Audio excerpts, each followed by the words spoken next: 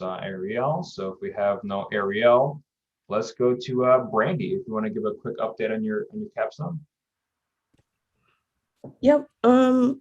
Tonight I don't have anything to show other than a failure to compile error.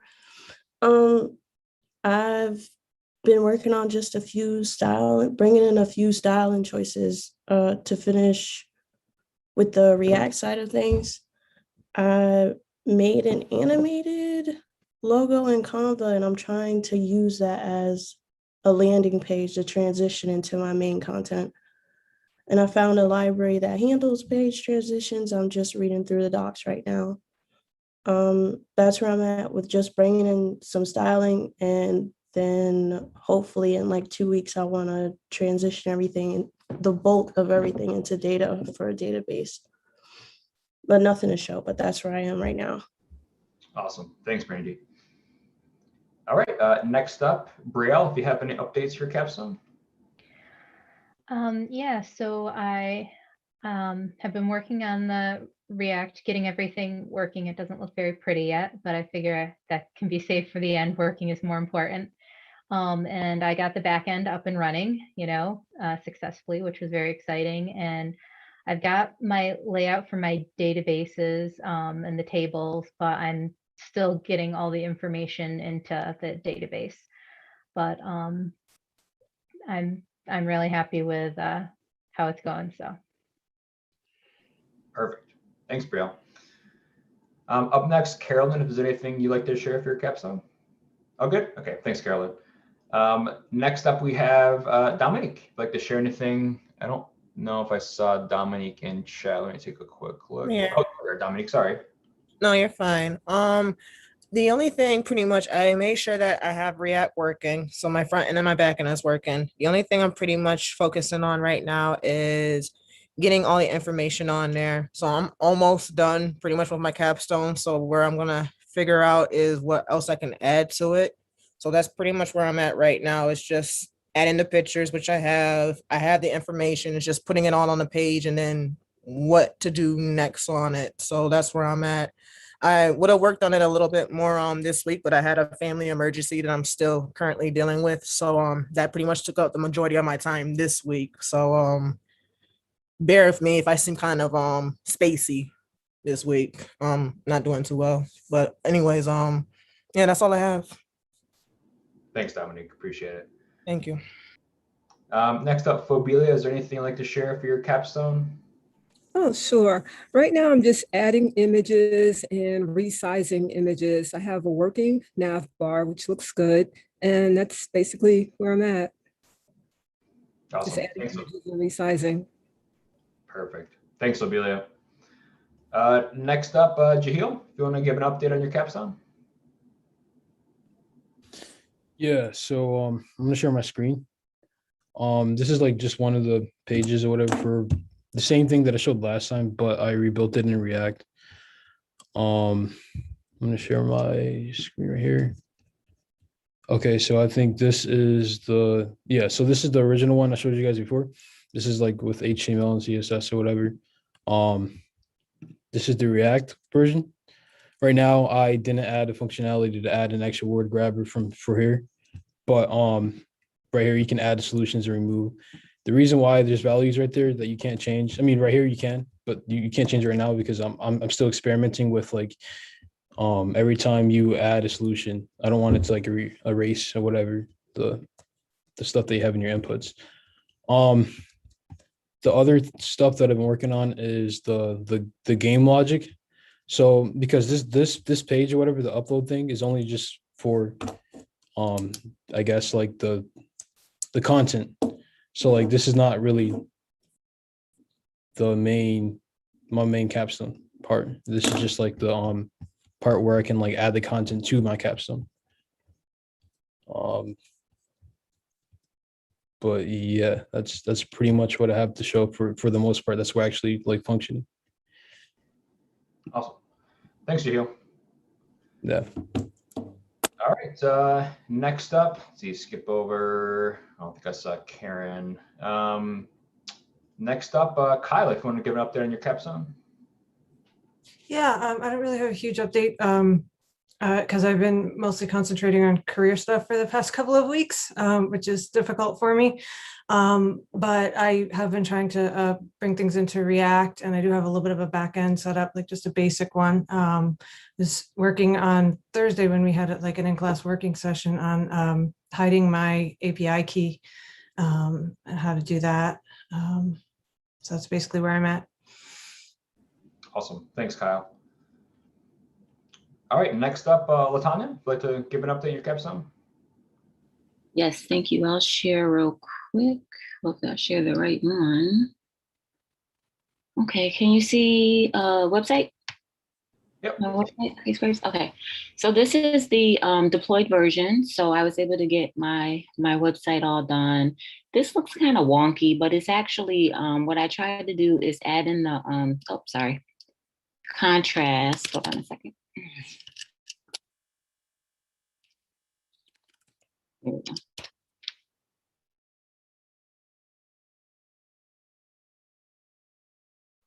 Oh, you got a website? The contrast on one video versus the other instead of wonky. Oh, hello? Hello? We can Can you all hear hear you. me? Oh, I think I popped out. My cheap internet. Sorry, I'll try to wrap this up real quick. This is my deployed website. I tried to, instead of doing doubling up on each side, what I decided to do is do the same video and do one that has some styling on it. So, you know, you can see once he slides in, you can see some more. And then like the palm tree, I had 3 different versions. So you can see kind of like behind the scenes, this one like pivots up. Then I went through all my buttons are working now. I still have to wire stuff up, but pretty much everything is like all set in here. The styling looks different because it's in a different browser, so that's good. And what have you. So I just went through, if I have time, I'm gonna go back through and tweak this somewhere, but I don't know that I'll have time. And over here, I'm just working on my front and my back end. As you can see, I have a ton of files in here. So I'm gonna go through and just really kind of focus on one main flow from the front and back and call it a day. Hopefully that's a solid full stack when I'm done. So that's where I'm at. Awesome. Thanks, Latanya. All right, next up, Mel, if you want to give an update on your capstone.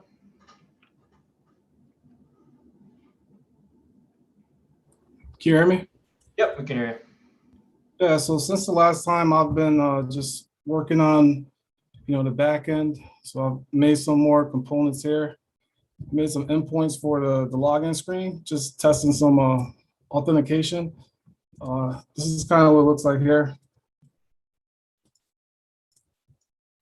And then I'll take them to their wish list page. And then as they, this is going to be the home page. This is what the product cards look like so far. I'm still working on, finding some APIs so I can, just, dynamically fill in all this information here. And, so if they click on this save button here, that'll save it to their wish list, the other page I just showed you there. And I think that's about it that I have right now. And I've also got just another page here for the blog as well, header and a footer. And that's it. Awesome. Thanks, Mel. Looking really good. All right. Next up, we have Sarah, but I don't think I saw her in the chat. So I'm going to go ahead and Shaw, if you want to give your update. Sure. Hi, everyone. Let me share my screen.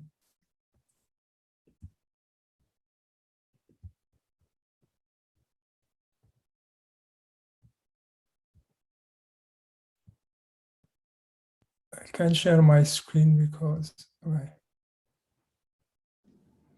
Mel, I think you have to stop sharing, Mel. Sorry, I think you're still sharing, Mel. Yes, thank you. I don't have much of an update. Since last time I've worked on the backend, I was able to connect my backend to the front end and also configure email with SendGrid, so I can send and receive emails. I just need to do some more field configuration on the backend and testing. So yeah, that's all. Awesome. Very good. Thank you. Thanks, Shaw. Thanks. All right. And last up, we have Susan. If you want to give an update on your capstone. Sure, I'll share my screen quick. Sorry, hold on. Oops, so you can see it, right? My sharing, okay. I guess since we've gone a little while, I've done some more styling. I think it looks a lot better. There's a few things you can't really, I don't know if it translates on Zoom, but if I mouse over, there's a little bit of a highlight so you can see. I made the whole thing is clickable as opposed to it being like an image and a button. So and then you can see the styling a little better on this page, how it looks. And I am actually just starting to work on my back end as well and creating endpoints and then having a database so that eventually the info that needs to be in here will be there. And then the next steps would be wiring that up and getting the search button working. And if I get all that done, I would like to try to attempt this in React, but I want to get this just set first. So that's where I'm at. I feel pretty okay about it right now. So that's it. Thanks, Susan. Appreciate it. Just want to circle back. I don't think I saw Ariel or Sarah join, so I just want to make sure. Take a quick look. I don't see them there. So, all right. With that, I'll open up for 4 or 5 minutes. If anyone has any questions, thoughts, feedback, Nathan or Ryan, if you guys have anything, feel free as well. But open up. If anyone has anything they'd like to share.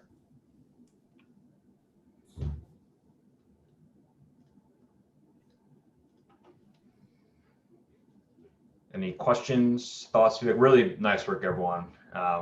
Hopefully no one's freaking out too much. It looks like everyone's, kind of got the regular updates here, but that 4 weeks away, it's going to come up really fast. So, if you ever need help, you know where to find mentors and all that good stuff. I'd like to share. This is Latonia. I do feel panicky. I felt like I was in a great place when I deployed. And then once we were doing all the server stuff, I almost felt like I was starting over, like from scratch.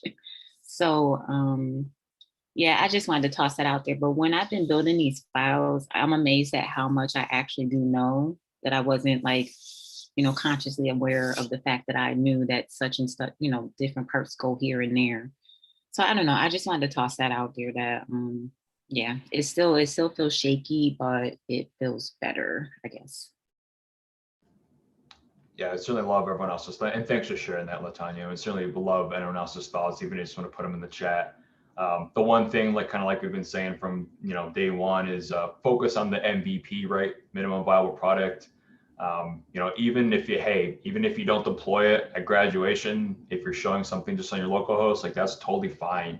Get as much done as you can, for the graduation, and the presentations and whatnot. But yeah, I'd be curious to hear everyone else's thoughts. If you don't throw them in the chat, or if anyone wants to come off mute and just kind of share your thoughts so far.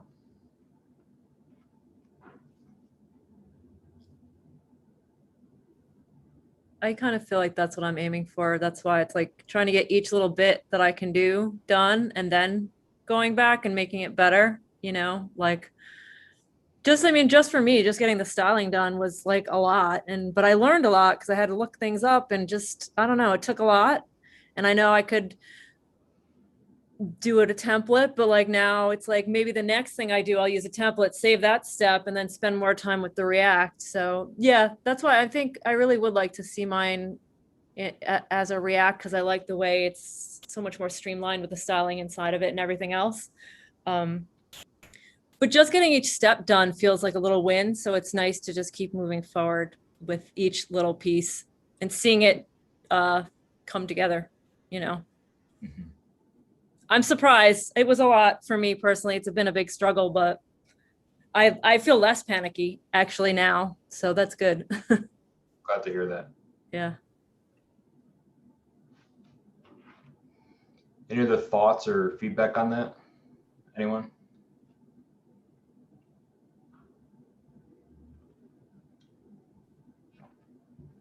Just that I think people are doing better than maybe they realize they are. Better than I am. But I'm in a different category, so it's all right. The ideas are awesome. And what I've been seeing all along the progress and everything and implementing the different things. I still need to do a lot of that myself. But I'm really impressed. This group of students that I'm with, you guys are amazing. You're brilliant, you're creative, you're dedicated, you're rock stars. So try not to panic, because it isn't worth it to panic. You got it more than you think you do. And that's all I have to say. I appreciate you sharing that. And I think something as well you just dropped in the chat too, I just want to kind of reiterate is, this capstone project doesn't have to be perfect, right? I know, I'm kind of in the boat of like trying to make things perfect, right? But just get something out the door, right? Even if it doesn't work super well, even if the UI isn't great, even if things like are broken on the page, like, that's all stuff that, you can solve and figure out, right? But just to circle back, Susan and to Latanya, your points is like getting those wins, right? Like, really what we care about is like, are you getting this stuff right? And the great thing about your capstone is like you can iterate upon it, right? So maybe if it's not perfect this week, making a little headway to have something next week, right? So but just as far as I can see, it looks like everyone's in a pretty good spot. But yeah, don't, I know we're 4 weeks away and there is time, right? And with that time, get the help you need. Share thoughts and feedback in the Slack chat, even just like say, hey, like, here's a question I have, right? And I know you're all very good at doing that. Don't hesitate to do that. It's 4 weeks is going to come up, sooner than you think, but now is the time, to get that help and, to incorporate what you've learned into your capstone. And obviously with Nathan here, and Anissa, you'll kind of get some of those loose ends as well, but hopefully, you're able to start to incorporate that. And it looks like we are, which is really great to see.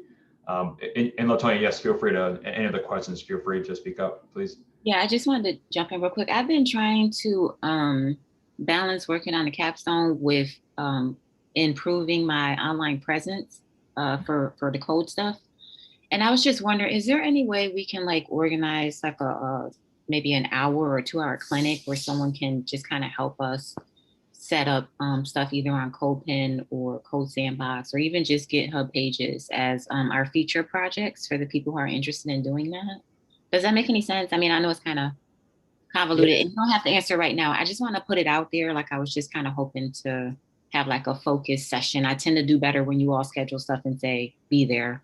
So I just wanted to put it out there if at all possible. Yeah, that's a great question, Tanya. So you're sort of referring to like having like a dedicated session to like making a portfolio piece, more or less. Did I kind of get that right? Yeah, because we've done a lot. We've done like our calculators, we've done our bestsellers list, we've done a lot. So if we can have like a session where we maybe pick 1 or 2 of those and then we just get them set up. And so now we have an extra piece to tie to our .dev sites that we set up with Max or however we want to use them for our future projects.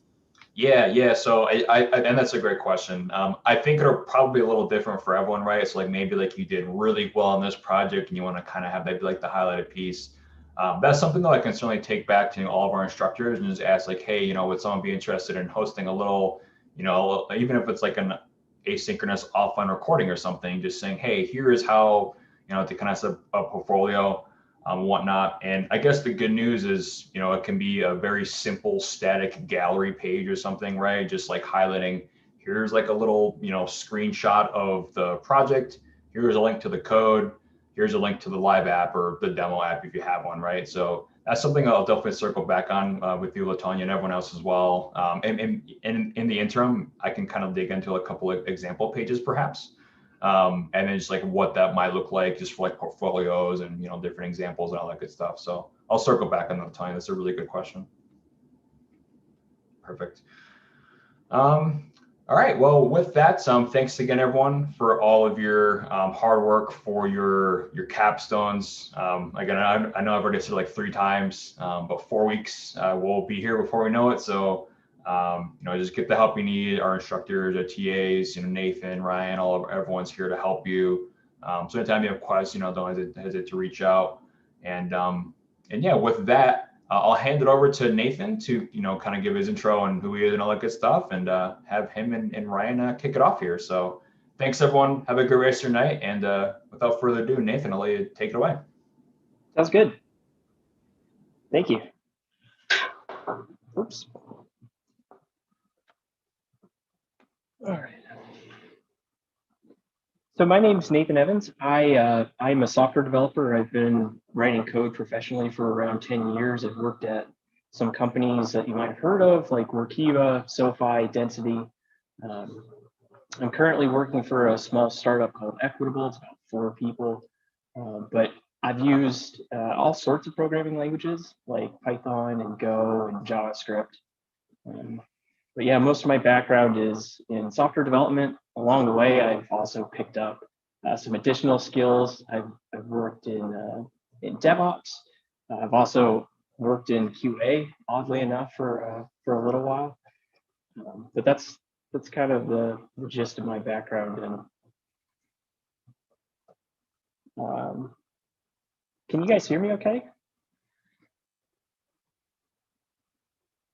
Yes, I can hear you okay. Okay. Well, I can switch headphones if my audio isn't too great.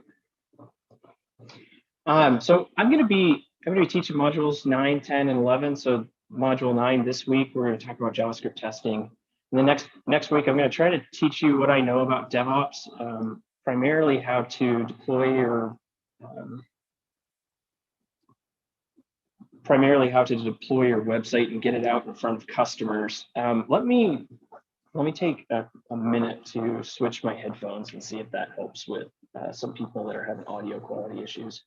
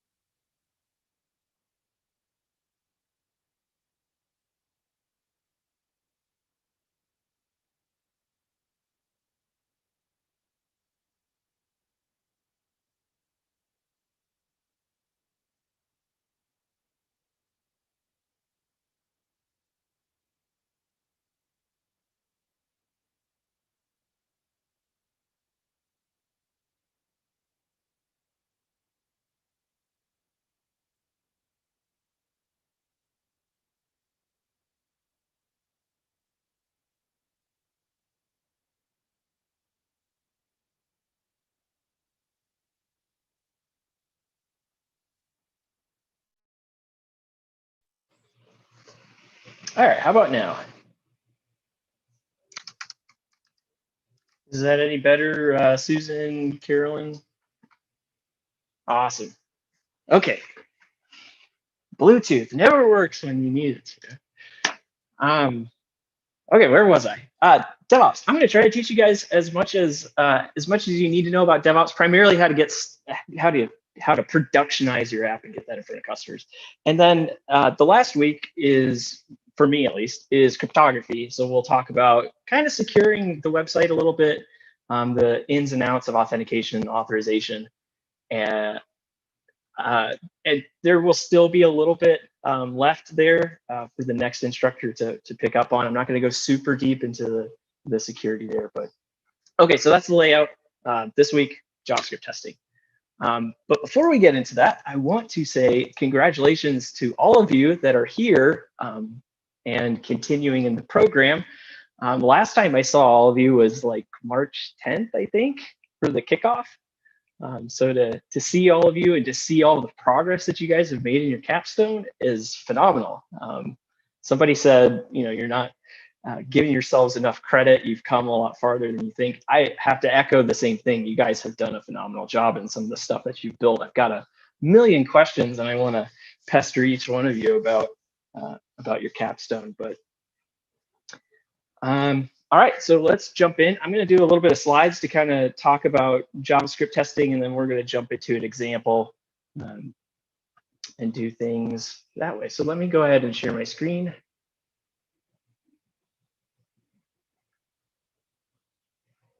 Let me know if you guys can see this.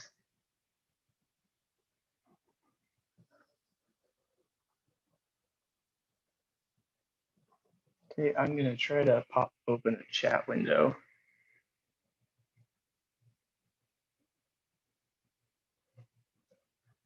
Okay.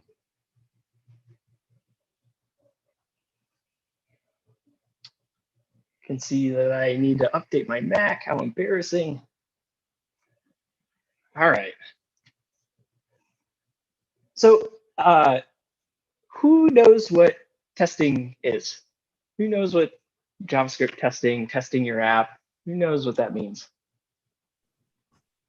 Making sure it works. Making sure it ain't broke. Checking Yeah. for errors. Yeah. Yep. Yeah, you guys have been doing testing all along. I mean, I saw people doing that in the capstone, proving out that their app works. So you guys have been doing testing already. We're just going to take it one step further. We're going to try to apply some software practices to our testing. Because, you know, if you're working on a capstone, and let's say that in order to exercise your capstone, you need to add something to a cart and then change the quantity of the item that you've added to the cart. Let's say that it's pretty involved in order to do those things. Well, in order to make a code change and then test to make sure that it actually works in your app, that process could take some time. You know, you've got to add something to the cart, exercise the functionality, all of that work in order to prove that you don't have any errors and your code's working. Well, hopefully with this week, I can show you how to do all that testing quickly without you having to manually do some of that yourself. Does anybody know of any of the industries that do testing? Because we're not the only ones as software developers. Well, wouldn't any industry want to test? Like automakers must test, right? Phones. I mean, there must be testing for pretty much everything, I would think. Well, not everything, but you know what I mean. I think. Yeah, that's actually the first thing that I had was crash tests in the automotive industry. Breweries, yeah, you don't want to sell a nasty skunky beer, or maybe people like skunky beers.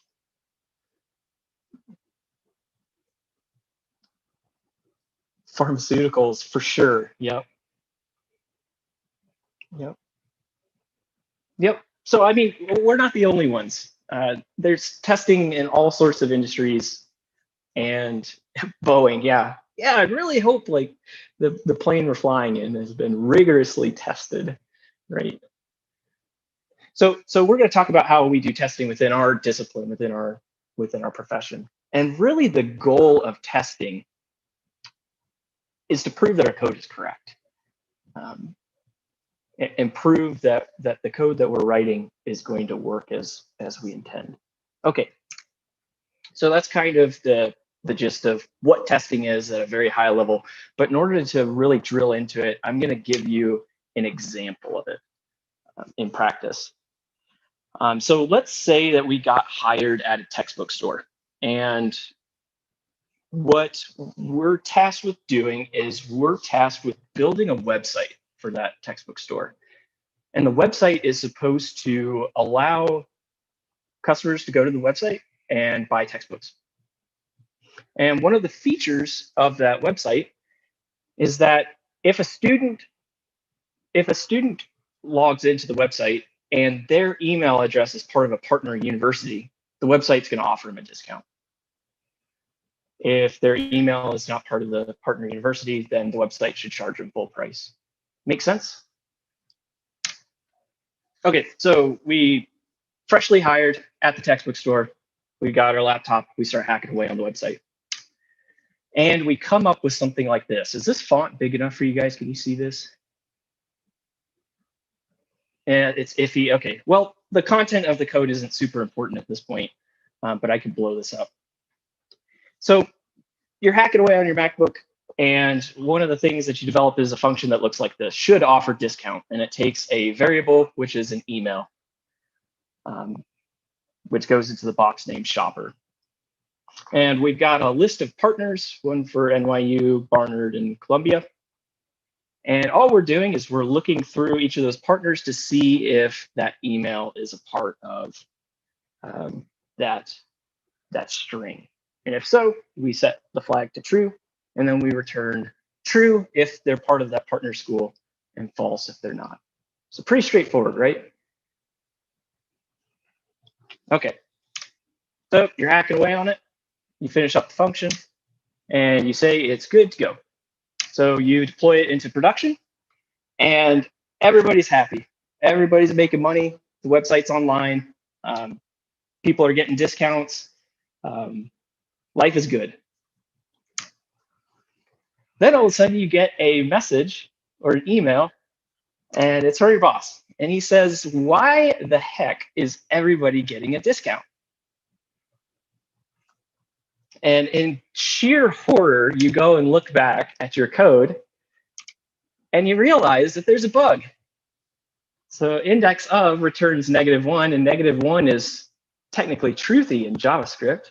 So it returns -1 if it doesn't find a match. So this means everybody that's going on the website is getting a discount. And your boss is very, very upset. So you quickly fix it so that there's not a bug anymore. So you do a test to ensure that it's greater than -1. But before you push this code to production, before you patch this bug, you write what are known as tests. So here I've got an additional file, and in it are some statements, console.assert. Has anybody ever heard of console.assert before, or assertions in general?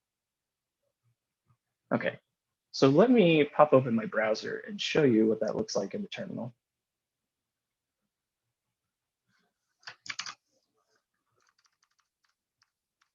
So if you say console.assert, this is built into the browser. If you say console.assert and you pass it something that's truthy, oops, I've been doing too much Python. If you pass it true, nothing happens. The statement just executes. But if you call console.assert with false, it will raise an exception. Okay. So whatever you pass to console.assert should be truthy, should be true. Otherwise, it raises an exception. And we can use this as a way to tell if our code is doing what we intend it to do. So console.assert, try to pass it something truthy. So going back to the example over here, we've written out a whole bunch of assertions about what our code should do. So if Nathan@Gmail is passed into the function should offer discount, we are asserting that it should return false. If for some reason this function returns true, it will raise an exception, which we can then catch and use to help identify where the bug is in our program. Okay. Any questions on that? Assertions are pretty straightforward, but I want to make sure that everybody understands what this assert is doing. And Nathan, is when you talk about asserting the fact there's a problem, is that like throwing an error? Is that basically the same thing, or just different language, or catching an error? Yeah, we're not catching an error necessarily. What we're doing is we're writing these checks to ensure that the function is doing what we expect it to do. Does that help answer the question? So I'll keep with you and see what we get. But let's real quick, let me show a non-trivial example of this. So console.assert. Let's say 1 is equal to 1.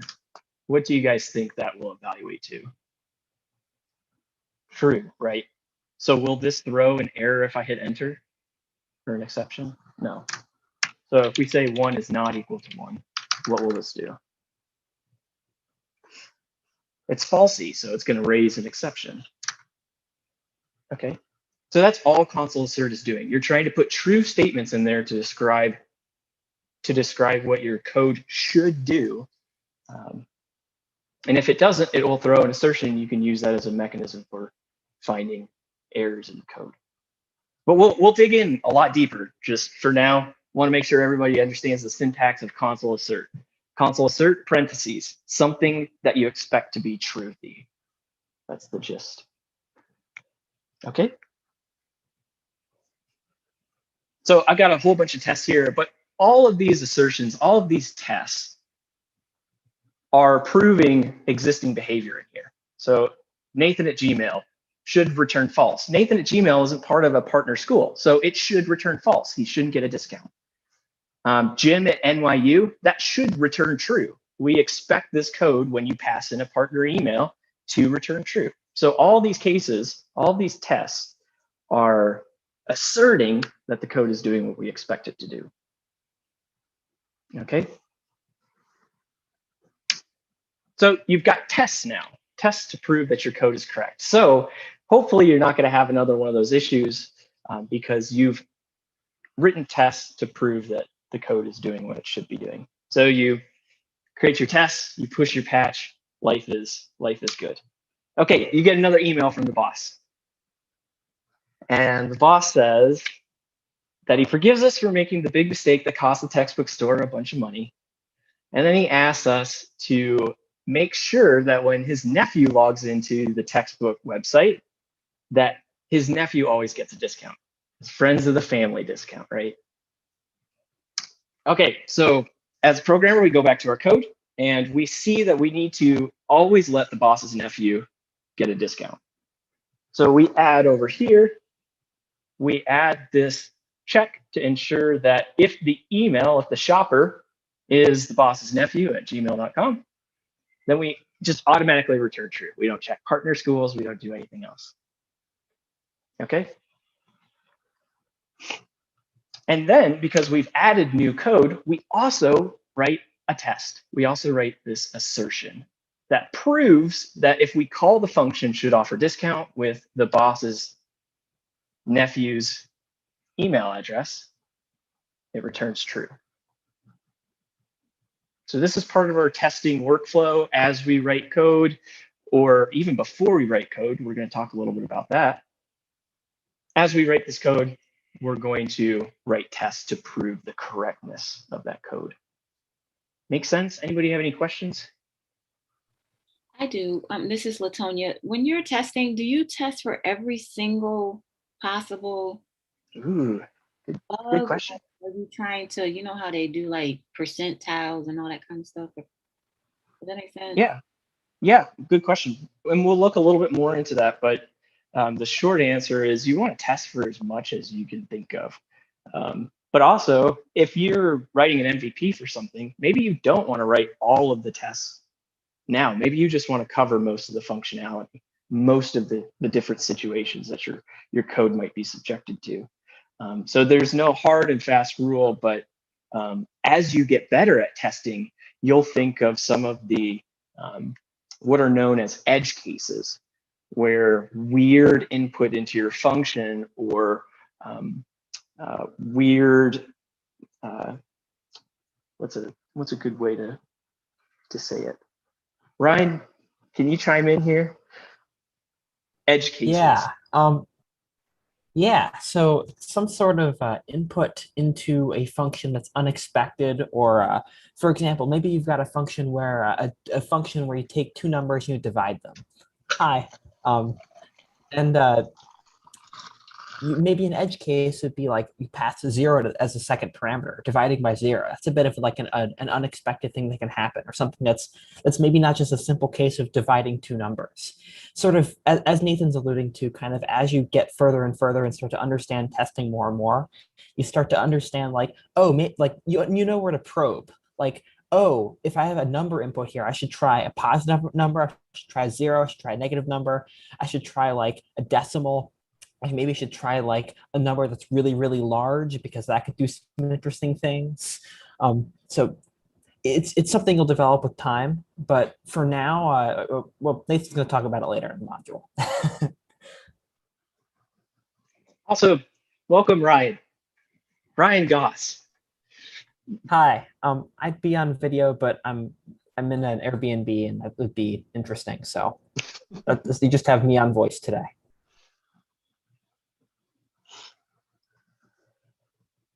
Ryan Goss was my colleague at Density, so I'm going to be calling on him quite a bit to help me out with some of this.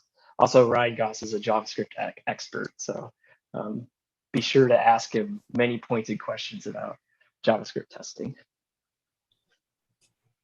Okay, folks. So So that's the at a very high level, that's what it looks like to do testing. You hopefully you start testing before you run into bugs. By the way, this example is a true story. That's actually what happened to me in my very first job as a professional programmer at a textbook store, and it did come out of my paycheck. Which hopefully this module will steer you guys away from not testing to testing and making sure your code is correct.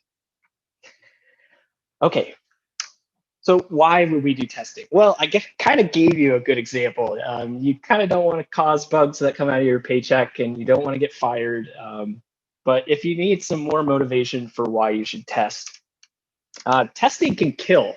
So the Therac 25 is kind of a classic testing example where in the 1980s, a company produced. It's not testing can kill, it's not testing can kill. Oh, sorry. Yes, not testing. Not good clarification. Yes, not testing and will kill. So the Therac 25 was a radiation machine in the 80s, and it had a bug in it that wasn't tested that gave patients a deadly dose of radiation.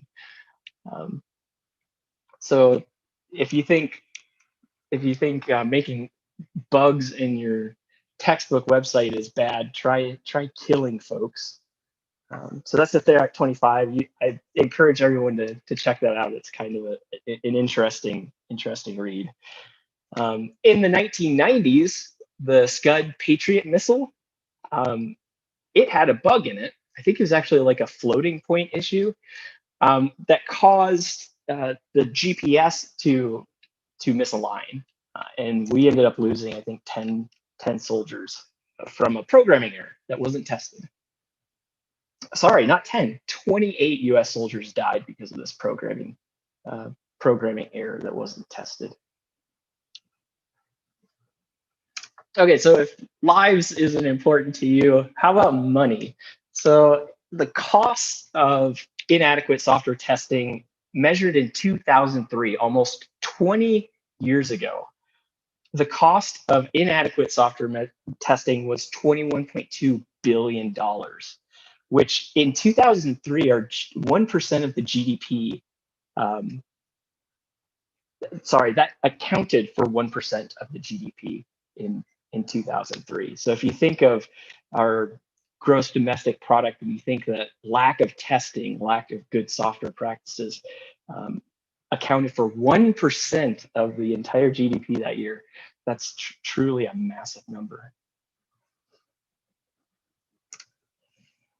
So to recap why we're testing, we're trying to prove that our code is correct, but it's also a tool for us. It helps us catch bugs.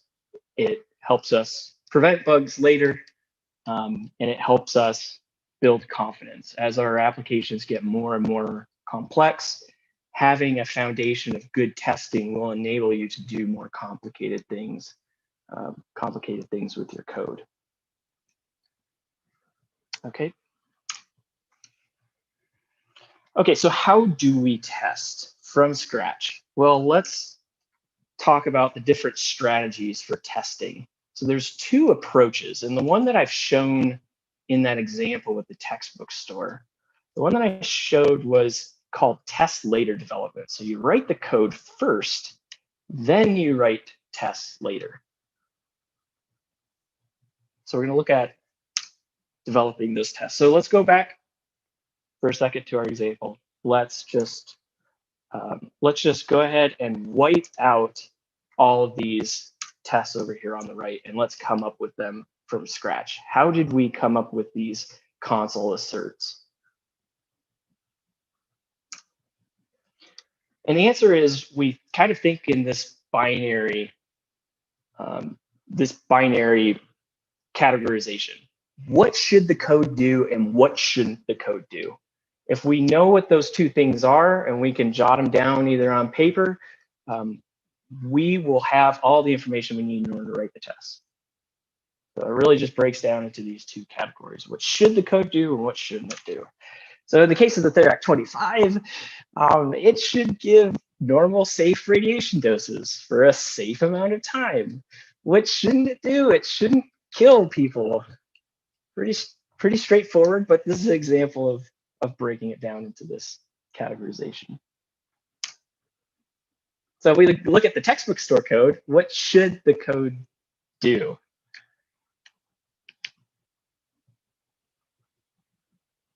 It should be able to identify who is eligible. Right? More concretely, what is the code in this doing? There's a number of different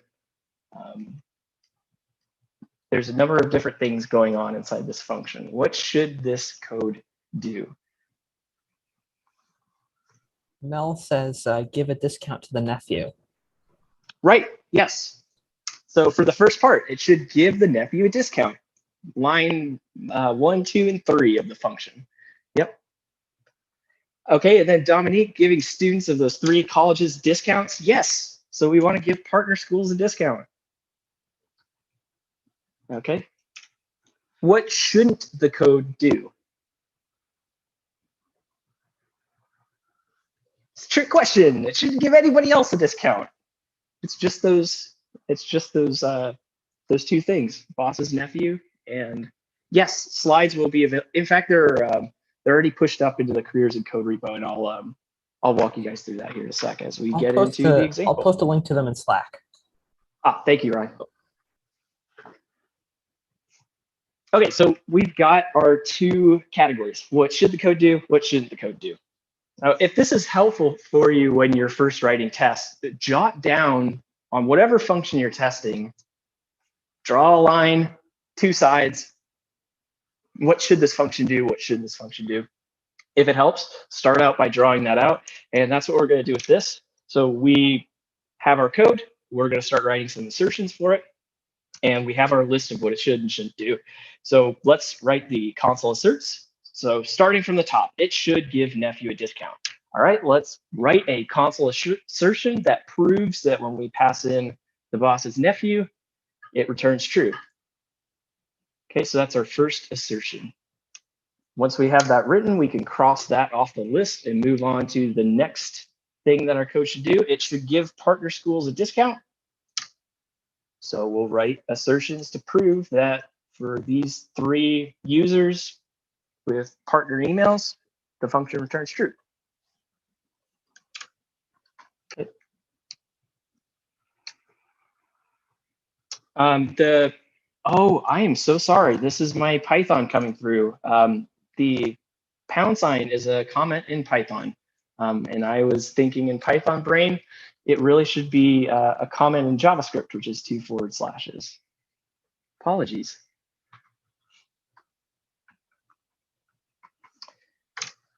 And then to test the last case, that it shouldn't give anyone else a discount, we just feed in a bunch of different email addresses and assert that when we call it with those non-partner, non-nephew email addresses, it returns false.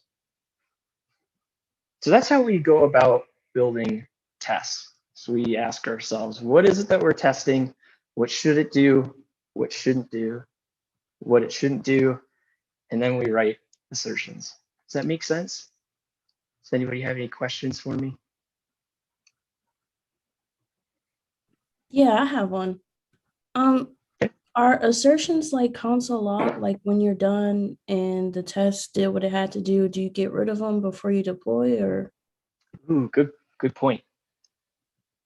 Well, let me return and ask, who are these tests for? Are these for the customer? Are these for us? For us. They're for us. Both. They're for both, actually, because if you don't do the test, the customer will be affected adversely, perhaps. That's a good point. But they don't care about the testing. They just want it to work. So they don't need to see your comments. I guess that's okay. Sorry, I had to think in a circle. Sorry. No, think it out. Feel free to interrupt. And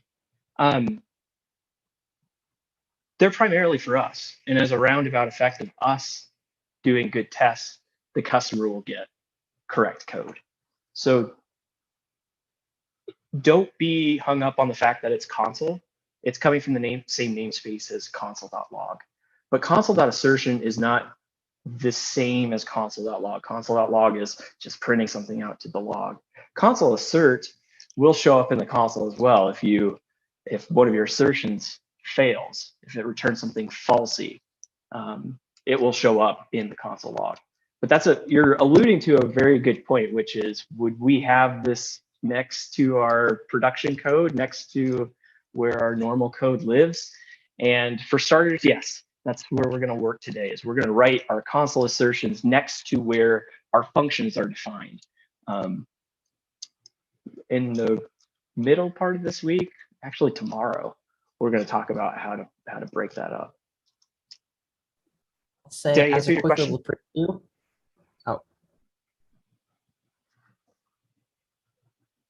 Did I answer your question? I don't know who was speaking. Yeah. Oh, Brandy. Okay, good. Good, right? I was going to say. Yeah, I'm all set. Sorry, I don't want to talk over anybody. I just want to say a quick little preview as a hint. Take a look at the headers above those little boxes. The short of it is eventually they'll go into a separate file, but for now they're all going to be in one place. Okay. So we've written our tests. We've broken down what the code should do, and we've written some assertions. Are we done? Are we done testing?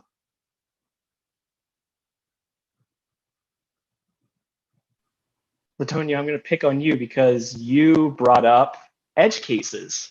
Can anybody spot any edge cases here? Are we done testing? Have we tested everything that there is to test with these functions? I don't think we have, but I don't know what an edge case would be. So what if somebody registers the domain name budgetnyu.edu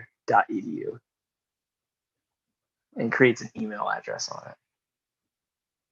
Would this code give them a discount? Yes. Yeah, that index of isn't Carolyn. Sorry, an edge case is not so straightforward bug. So a bug that might be hidden, that you do special testing in order to find. I really should have pulled up I could pull up a Wikipedia definition of an edge case, but from my experience, an edge case is really just those really hard to test for, or sometimes non-obvious tests that you Like someone registering an email to look like they are in one of those institutions, but they're not. Not always nefarious, not always evil, like they're trying to, but just kind of exceptions. Because if you look at our tests, they're very straightforward. We're testing for the boss's email. We're testing for partners. We're testing for people that aren't part of a partner. But somebody registers budgetnyu.edu, they could get a discount. Index of would match on nyu.edu, and they'd get a discount. Or also, I don't know if this is valid email, but something like nyu.edu at like gmail.com would work too, I think. See, Ryan, this is the kind of memory that you build up. This is the kind of muscle memory you build up as you start testing. And Ryan basically picked out the next thing that was in my notes, which is, what if you made a nyu.edu at some domain? That would also match on the index. How would we solve that? We have to force it to look for it as the domain. Right. Another function? For the Another first function? Go ahead, Kyle. I was just going to say, for the first one, like the example of the domain that they made up, budget NYU or whatever, you could include the @ symbol in what it was looking for, but that's not going to work for if they made the first part of the email contain nyu.edu. Yeah, we could throw an @ sign here in the partners and match on that. I think that would solve for both cases, because it would require at nyu.edu to literally be in there. But this is just an example. This is just to give you folks a taste of, okay, we wrote our tests. they look great. We're exercising what we think it should do, but there's always those little things that you want to build that muscle memory around. Okay, what if we did this? What if we did that? Well, let's write some test cases and prove that our code would do it. Okay, should we identify the discount percent or dollar? What do you mean by that, Shaw? So this is Shao. So if it's vague, so how the system knows how much discount to give to a user? Yeah, this is, I'm imagining that this function would be used in the code as if should offer discount, return textbook times some percent.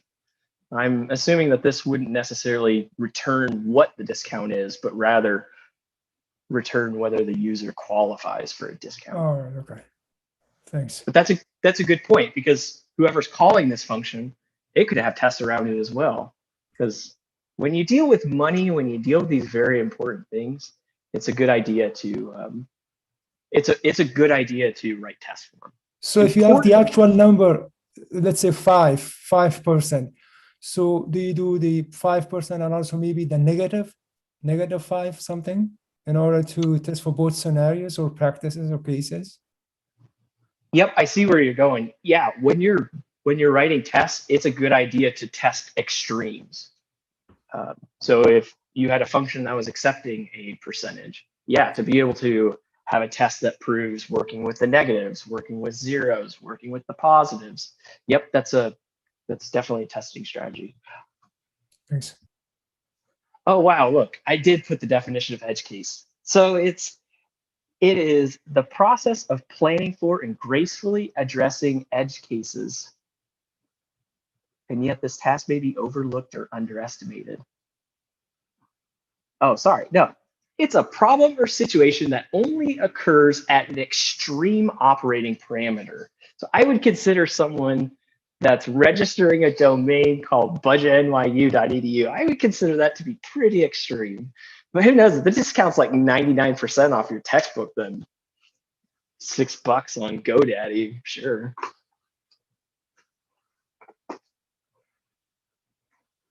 Okay. So terminology, I keep throwing lots of different words around: edge cases, tests. Now we've got extreme, minimum, and maximum. TLD, test later development. So I keep throwing these around, but I just want to make sure that everyone understands what each of these things are. So tests are synonymous with each of those lines that we had the console asserts. Those were our individual tests. We used those in order to prove that our code was correct. Test cases, those are also synonymous with each of those assertions, but test cases more specifically identify a block of tests, and we'll go into that in a little bit more detail. Edge cases would have been, testing for budget NYU, those sorts of weird extremas. And yeah, TLD, test later development. I'm going to throw one more terminology piece of lingo at you called TDD. And TDD is the inverse of test later development. So you saw us writing the code, then writing the tests. There's a different strategy where you write the test first, then you write the code. And one of the really nice things about doing that is it forces you to think through what your function should do before you even write a single line of code in the function. It can be really handy, especially if you don't really know how you're going to write the code for the function. And instead you want to think through, okay, these are all the parameters that my function is going to accept. And, I want, given these parameters, it should return this value or do this thing. Given -5%, it should return, something. So test-driven development is where you flip it around, you write your test first, then you write your code. And I'm going to go through an example of that here in a second. And we'll do an example of test-driven development because I think test-driven development is a little bit weird, but test later development where you write your code, then your test is pretty straightforward. So we'll do an example of TDD. And for this example, we're going to look at a user password validator. But before I jump into that, I want to ask, are there any questions so far? Because we're pretty much done with slides right now. Hi, this is Latonia. Can any of the testing be automated? It just seems like this huge mound of work. I mean, when people test, do they generally just focus on testing? Or, I mean, I'm sure there's crossover, but I'm just curious if it can be automated. So my experience is that at some companies, you have people that are dedicated to write tests. Some places I worked at, testing is part of the author's job. So you write the code, you write the test. At one company I worked at, they had a whole department that was responsible for writing the test. So programmers didn't even have to write the test themselves. It was just outsourced to another team. But the problem with that is that if someone else is writing the test for you, if you try to outsource it to someone else, they're very rarely going to test for the right things. They're very rarely going to know what the edge cases are that your code might have. So it is time consuming, but it's also extremely valuable, because if you think of this website where we're selling textbooks and we have this function that's supposed to determine if someone gets a discount, it's going to be really hard to build off of that, build that website up, make it more complex. Maybe you want to offer more discounts for different kinds of people. It's going to be really hard to do that if you don't have a foundation in tests that proves that your code still works, that it still works as expected. Some of it can be automated, but the actual act of writing the tests themselves and expressing that intent is still manual. Unless Ryan knows of something I don't. So, I mean, I wanted to say as a counterpoint, I know, for example, where my dad used to work, he worked for a defense contractor, and the people who wrote all the tests for like all their systems, I mean, and like hardware level stuff, it was like a department and a profession. And one of the things he always told me is like one of the reasons why he really liked that is because authors often come in with biases. So you might not test a case that you didn't think of, and your solution doesn't handle. So both your solution doesn't handle it and you didn't test for it. Where someone coming in externally looking at like a list of requirements can more easily like test for the things you may not have thought of and you might be biased against because you're the original writer. So it's sometimes even best if you can have multiple people write tests for a bit of functionality, because you get all those sort of different perspectives, and bringing those perspectives help make the whole product better in general. Yeah, that's a good point. I don't mean to throw shade on quality assurance folks, but that is a legitimate profession where you have a team of testers, just like video games. You have video game testers that are trying to push the bounds of the system. Yeah, there's definitely QA as some companies, bigger companies will tend to have people that will do testing on top of the test that you write, but nothing, in my opinion, nothing replaces the test that the author writes.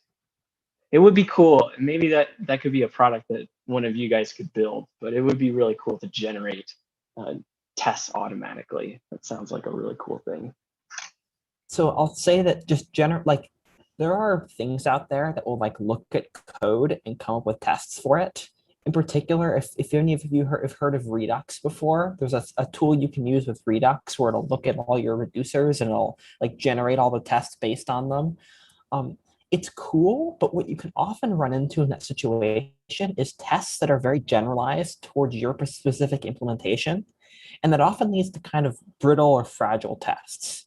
So what really, and Nathan, you're probably going to end up talking about this, but I guess since I'm talking about it now, I'll bring it up. But like, often it's really good for tests to not really be tied to a specific implementation of code. And what I mean by that is like, it's much better to test the input and the output match rather than test to make sure that the function does the thing you expect.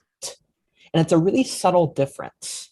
But if you're able to test to make sure that like, if you can treat the functionality like a black box, tests almost give you this assurance that the black box is working in a way you want it to work, and you could swap it out with another box that's completely different in how it's written inside or like how it works. But if you run the test suite or all your tests on that box, and all your tests pass, you can be pretty confident that new box and the old box have identical behavior. And that's really powerful because it means you can do things like take a function, completely rewrite it, and have confidence that your new version and your old version act the same. I forgot where I was going with that, but for some reason that I thought that was important to say.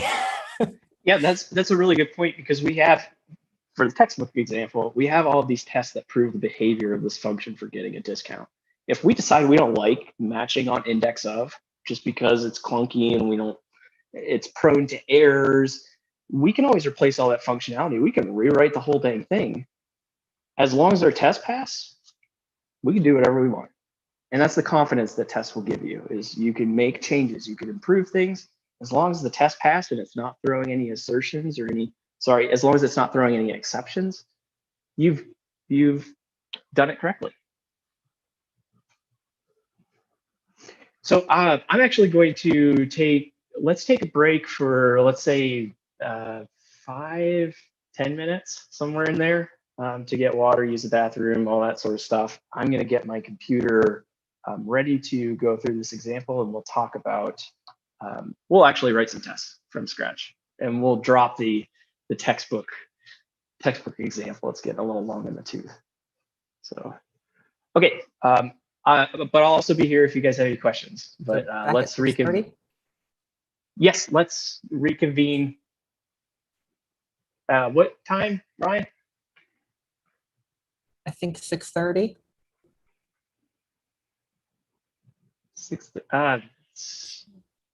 Let's meet back in, let's just say 5 or 10 minutes. Or I mean, sorry, not 6:36. Gosh. Yeah, or let's wait. do that would be 15 minutes. Let's do. Wait. I can't 5 or 10 speak. minutes. I think everyone's trying to say the 50. Cool. Yeah, 10 minutes. See you guys. Yeah.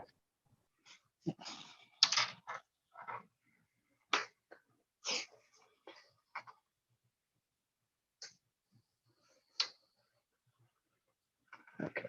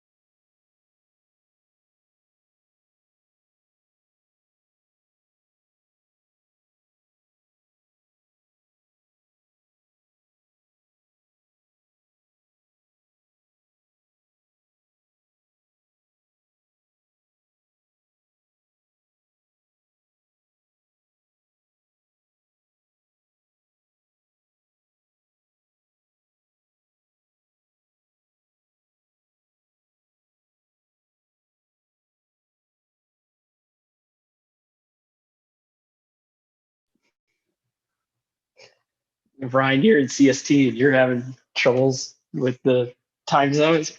Yeah, gosh, I'm not used to time differences, and I don't know how you do it. I was trying to do it, and then you said 6:30, and I was like, math. Yeah. Going back in time. I mean, I'd be fine taking an hour-long break.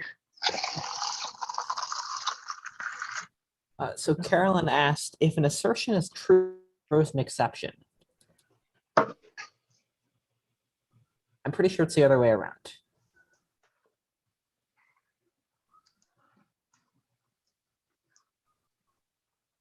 I meant Yep, faulty. you want all of your. I meant Yes. faulty. Yep. I mean, my brain is doing the opposite. So if an assertion is falsy, it throws an exception. Correct. You can think sort of like the thing that's in the assertion as like what would go after an if statement. And like if it's true, then it's like gonna be good. And if it's like the like error case is like the else. If that's helpful. Kind of, yeah. Can you say that again though, Ryan? I think I understood it, but it'd help if you said it again. Yeah. So you can think kind of of an assertion similar to an if statement in that the thing you put in the assert is what you put after the if. And like what you want to happen, like with an if, typically like the success or the thing you're checking for is in the if, and then the else is like what would happen if that thing you that what am I trying to say? That expression you passed is false, it would go to the else. So you can think of an assertion sort of like the thing in the assert is what you put in the if, and then what's in the block under the if is like what happens if it's successful, nothing happens if in the case of the assertion. But if like the else case is sort of what the assertion fails, like it's the sort of the negative case. So if it's helpful to think of it like that, that might be a good thing to keep in mind.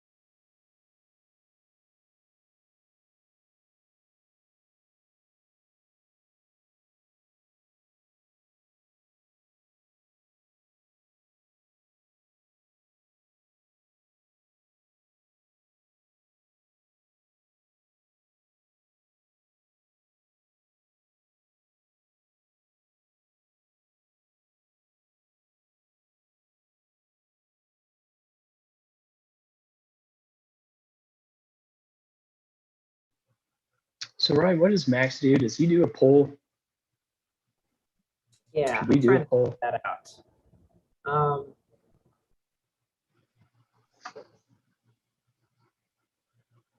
Also, how is that Airbnb? Is it plush?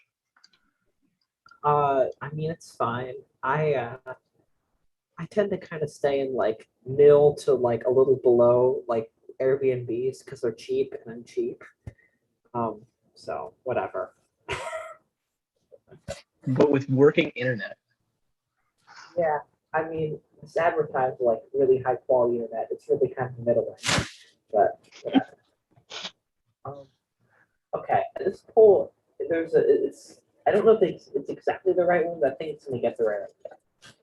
So there's a positive answer and a negative answer. If you're getting it, answer the positive answer. If you're not getting it, answer the negative answer.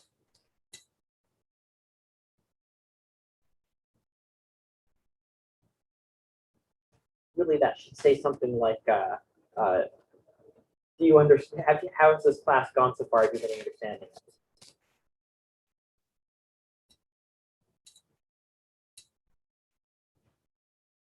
For the next class, I'll see if I can make a poll that reads a little bit easier to understand. Being a TA is really hard. I had no idea.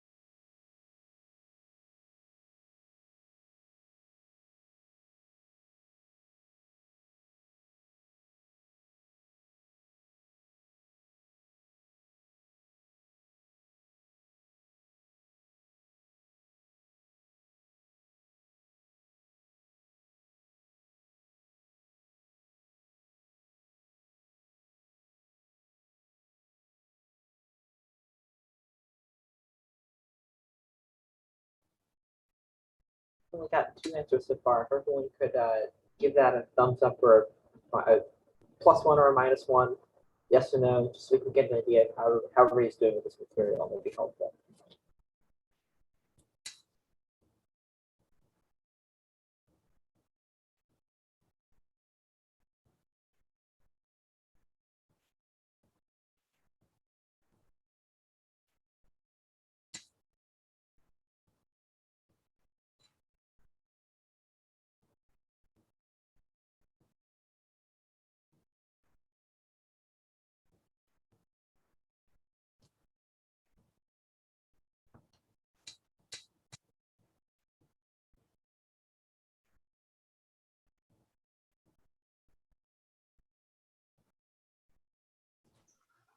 Oh yeah, for sure. Definitely take off.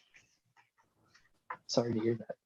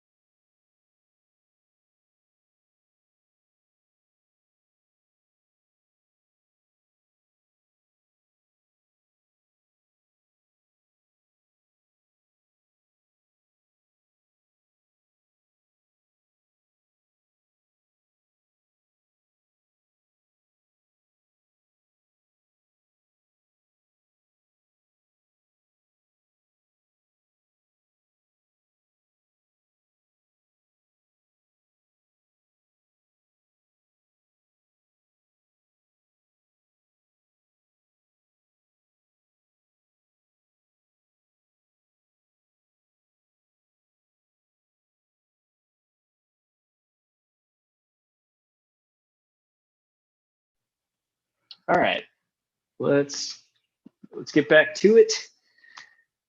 So everybody's we got 2 people that have answered the poll. Is this like a Zoom thing? Are you guys able to see it? And We I don't just want to make sure. Yeah, the question was if we got the code running, and we're not coding yet. Yeah. Sorry, there's probably a better question. I only have a couple questions I could choose from, and I can't figure out how to add one. It's just if the material you're getting so far makes sense, answer sure did. If it doesn't, answer no, but keep going. Before the next class, I'm gonna make a better. Yeah, I'm having trouble hearing you, Ryan. I don't know if anyone else is. I'm only catching. So if you're following well, 1, if you're not, 2, and I need the poll to pop up again because I closed it. I think somebody else did too. Sorry, troublemaker.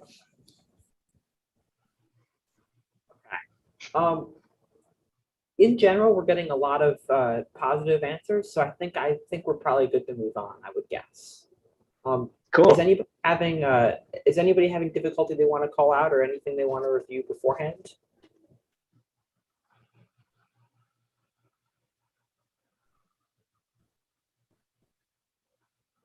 Okay, I think we're good then. All right. So I'm going to go ahead and share my screen. It's going to be live coding with Nathan Evans, where I forget how to type and I forget how JavaScript works. Okay. Can everybody see my screen okay? Also, this, I can blow up this big and small. That would be helpful. You want? Not that big, but. Okay. How about this?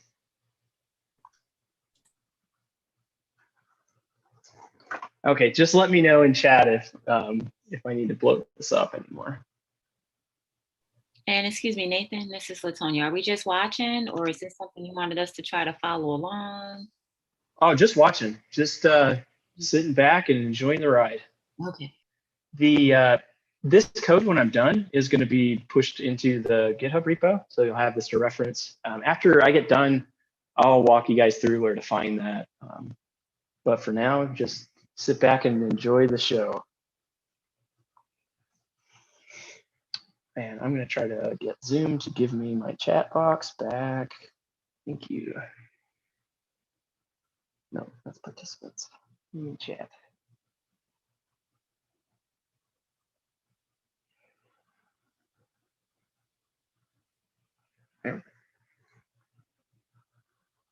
Okay, I'm using the Cool Kids IDE. I'm using WebStorm. I think you guys are probably using Visual Studio. It's the same thing. It's just WebStorm is what I'm used to. So, all right. So in the Careers in Code repo, there is a folder, and it's called Learning TDD, and that's what I have open right now. And again, I'll show you guys where this is at after we get done. But all this is I literally hit npx create React app and then threw this little app.js in here. So all this is a React app that has one little piece of state for password. Ignore this for now.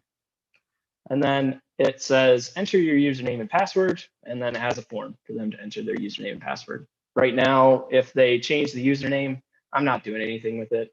If they change the password though, I'm setting the password to whatever they've entered. So this is me quickly and cheaply capturing whatever the password is that they've entered.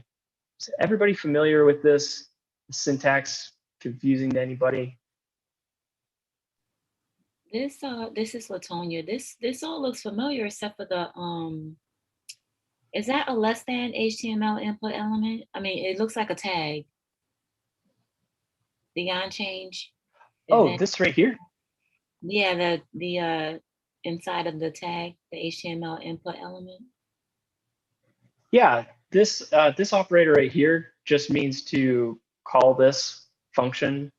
Oh, I mean in the JavaScript. actual where it says change event, and then it looks like less than, but it's Oh, not. this. I'm so sorry. I need to get WebStorm to turn this off. This is WebStorm just being real snarky and showing me fun little hints about what it thinks E is. Yeah, apologies. I will make sure by the next class that WebStorm has turned off all of its all this junk. Carolyn, do you want me to blow this up some more? Are you good? Just a tiny bit. You got it. I have it on my bigger monitor and I have it like where it should be. Otherwise it goes off the screen, but then that's good for me. Is it good for you, Kyle? Okay. Yeah, Can I just ask a quick question? Sure. Just so where you said the change event HTML input, that stuff in purple there is being added by your editor. It's really just parentheses E parentheses. Okay. It's literally E. I'm sorry. I see. No, that just as long as I know what I'm looking at. That other thing is just okay. No, I am a special snowflake, and I refuse to use the same ID as everyone else. So this is just showing me what it thinks E is. Okay. Well, what's good for us to learn and see different things. I'm just trying to understand what the code is doing, because you said on change there in that line that you're on, and then it's on submit. When you're submitting it, is that when you're checking it, or? Oh, yes. So on change is simply putting whatever the user has typed into this React state. Oh, okay. I missed the top. Okay. And then on submit is the function that gets called when they hit submit the form. Yeah, I mean, most people, if they're doing something serious, are going to use a library for form input, but this is just quick and dirty. Here's how we change the password. We're not really going to look at this very much. We're going to focus on the function that has yet to be written, which is validating the password. So if you've ever created a password on a website, you know that there's usually a bunch of rules, like needing to have a password with a length of so many characters, needing to have a password with at least one special, like my bank requires me to have at least one special character in my password. Other rules like, you can't have the word password as your password, that sort of thing. So that's what we're going to look at. We're going to implement a function like that. But instead of doing what we did with the textbook store, where we basically sat down and just slammed out the code, we're going to write our tests first. We're going to do TDD, test-driven development. We're going to write our tests first and use the tests to then influence how we write the code. Make sense? Okay, stop me if it doesn't. So let's go ahead and look at onSubmit. So onSubmit is getting triggered when someone has entered a password, or hasn't entered a password for that matter. But when they hit the submit button, it's going to call this function. So we're going to add a new function called isValid. Let's call it isValidPassword. So we want to be a little descriptive. And it's going to take a parameter, the password to be checked, to be validated. And let's go ahead and wrap this into a little, go ahead and wrap this into an if. So if the password is valid, heck, let's just call the function is password valid, because that's what I was saying. if the password is valid, we're going to do something like, let's introduce another piece of React state and say, it's valid. Let's introduce one more piece of.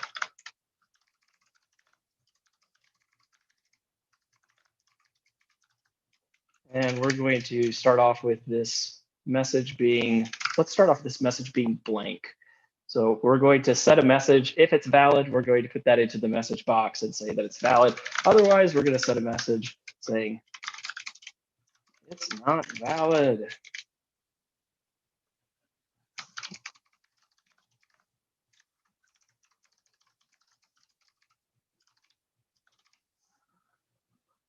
Okay, and I'm going to get rid of that console log.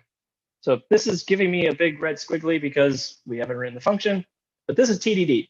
We're getting just as far as we need to in order to kind of be able to use the function, but the function isn't written. We're just kind of walking up to it.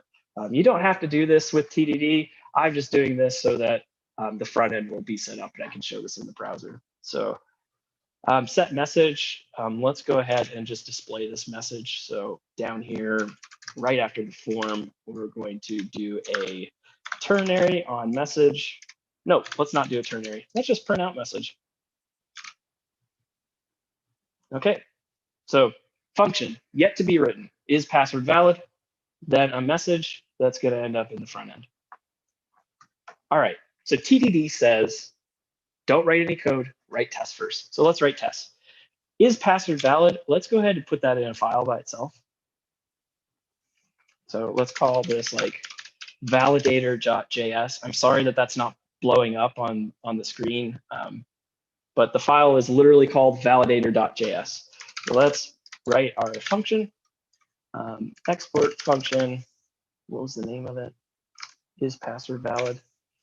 So export function is password valid. It accepts one argument, which is the password to be validated. Okay, and then let's write return true. Okay, so we haven't written any code for this function other than the function signature, the argument that it's taking, and right now every password is valid. All right, let me go ahead and glue this in. So let's import is password valid from the file validator. All right, everybody with me? Good so far? Cool. Okay, test-driven development. Let's write some tests. So we'll use our handy-dandy friend console assert, and let's walk through, well, before we even write a test, let's go ahead and break down the two categories. So what the code should do and what the code shouldn't do. Blow this up a little more. Okay. So what the code should do. We're writing a password validator. I've already explained a couple of scenarios for what a password validator might do, but what that looks like is this code should ensure that the password has a length greater than, let's say, seven characters. We also want to make sure that the code ensures that the password isn't a commonly used password. And the code should ensure that it has at least one special character. What the code shouldn't do. So it shouldn't allow anything that doesn't conform to these rules. So these two groupings, what the code should do and what the code shouldn't do, you can dress this up however you want. We could take password isn't a commonly used password and we could convert that to the positive and put that in what the, it doesn't matter how you break this down. The point is that you want to get either in your head or better yet out on a piece of paper or in comments or somewhere. You want to list out all of the things that your code should do and shouldn't do. So now that we've kind of got a blueprint for how we're going to test this function and what this function will end up actually doing, we can go ahead and write the test. So our friend console assert, we're going to call the function is password valid, and we're going to give it ABC. What should this return? What do we want our code when it's finished? What should this return?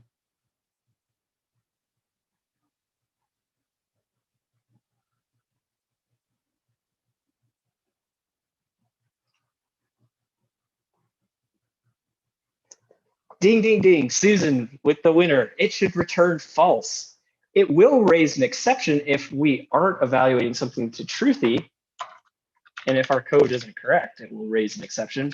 But what we want this code to do is if we pass it a password that's too short, ABC, it's less than 7 characters, we want this to return false. Now, if we ran this, would it return false? No. It's going to return true the way that this code is currently implemented, which means it's going to raise an exception. So let's go and take a look at the browser and see what that exception looks like. So again, I'm in that folder, which I'll show you guys later. I'm going to run npm start just like you would with any other create React app. Please don't be broken. Please don't be broken.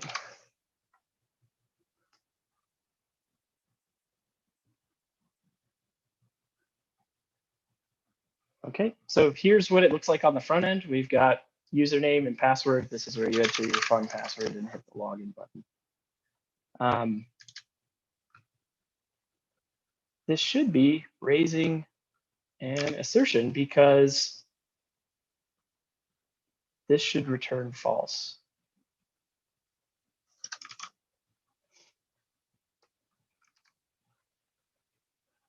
Let's see what's going on here.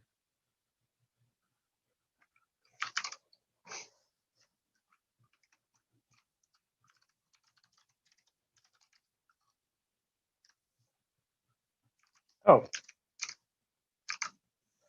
I am in the wrong folder.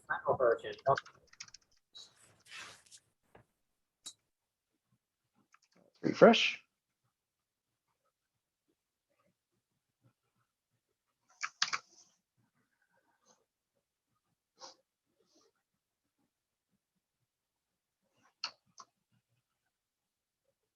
Oh man, I can't get this to be any smaller. This is gonna be fun to undo later. There we go. Okay, so we've got an assertion failed in our console output. And if we go and click on validator.js, it's going to take us to this line where the assertion is not passing because is password valid is returning true. It's always going to return true right now. So this exception is false. So our test isn't passing. It's not, the code's not doing what we want it to do. Okay. Also a fun little tip, if you want to dress up your console assert error messages, console assert takes a second argument, which is a string, and you can attach any kind of descriptive text you want. So like in this case, this test should be passing because the password, when it's short, it should return false. So we could say something like, it should return false because the password is too short. So now if we go and refresh in the front end, get rid of that breakpoint. Now if we refresh in the front end, it's still failing, but it has this handy dandy little message to help you see. I just click on the link and it shows me exactly what the line is, but you can dress it up and add that if you want. Okay, so we've got one test out of the way, and that test exercises checking for passwords that have a length less than 8. Okay, what is another test we could write? We talked about not allowing passwords that are commonly used. What is, somebody give me a commonly used password that isn't password. Don't give you your real password.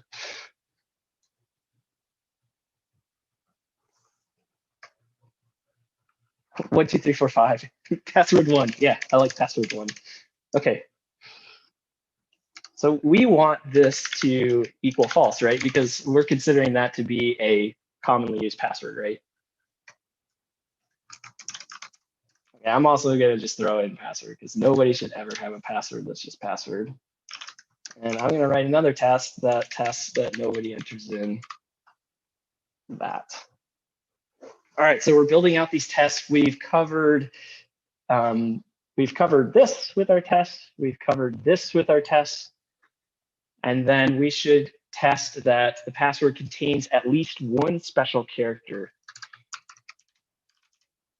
So all of these are failing for these first two reasons, and they're failing for this third reason, because none of these contain a special character, unless you want to consider numbers to be a special character, which I don't.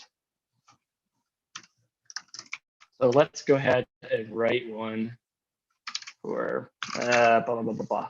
So that looks like a random secure password, but because it doesn't have a special character, it should return false. Does that make sense? Okay. But that same password, if we were to add a special character like a $sign at the end, what should this return?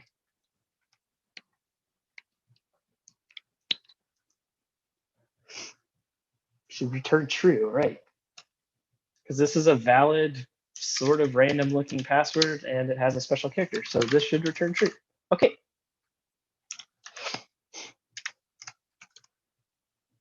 I'm just going to keep this one separated from the others because this one is testing to ensure the password returned, or sorry, testing to ensure that the function returns true. These all assert that it's false. Will we be evaluating a length? So we're testing here that anything less than 8 characters will return false. What would we, can you think of another test case that we're missing in terms of testing for length? Oh no, I don't know how I missed that. I was reading it over and over. Oh, you're good. To go back to the edge cases, we could get real close. So A, B, C, D, E, F, and G would put us at 7. But we're testing to make sure that we have greater than 7, so not equal to 7. So this should return false. But if they were to then tack on a lovely $sign as their special character, that would return true, right? Let me get rid of these. One more good thing to check, maybe that same test case in line 16 when we get rid of the G. So something that's under the length requirement that has a special character. Ooh. And that should return.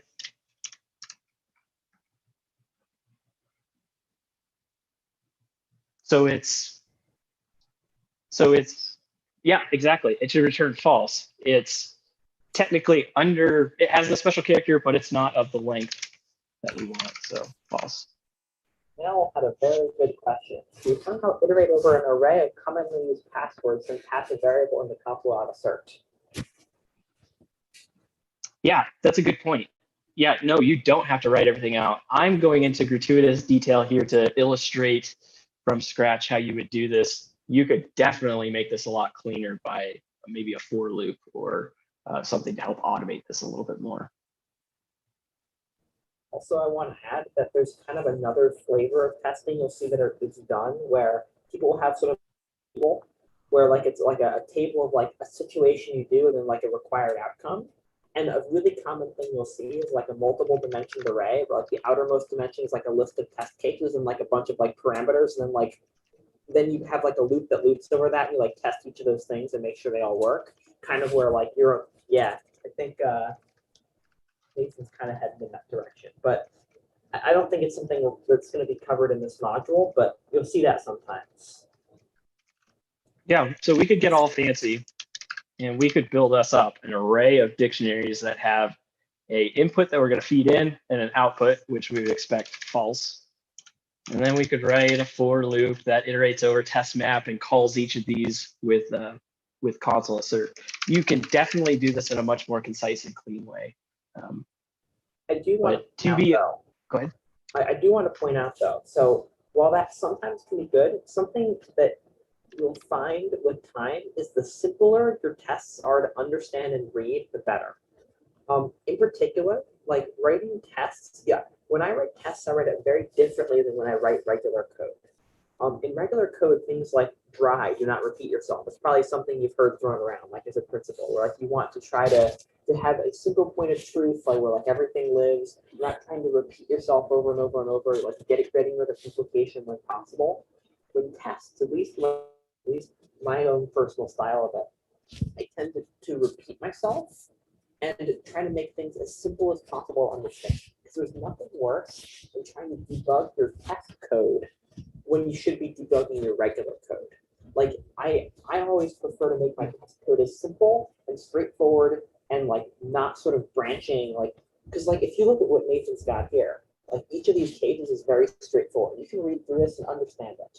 But imagine there were like some ifs in there and some loops and some functions. Now all of a sudden you kind of have to like there might be bugs in your tests. And if there are bugs in your tests, that makes it really hard to ensure your tests are actually doing what they're supposed to be doing.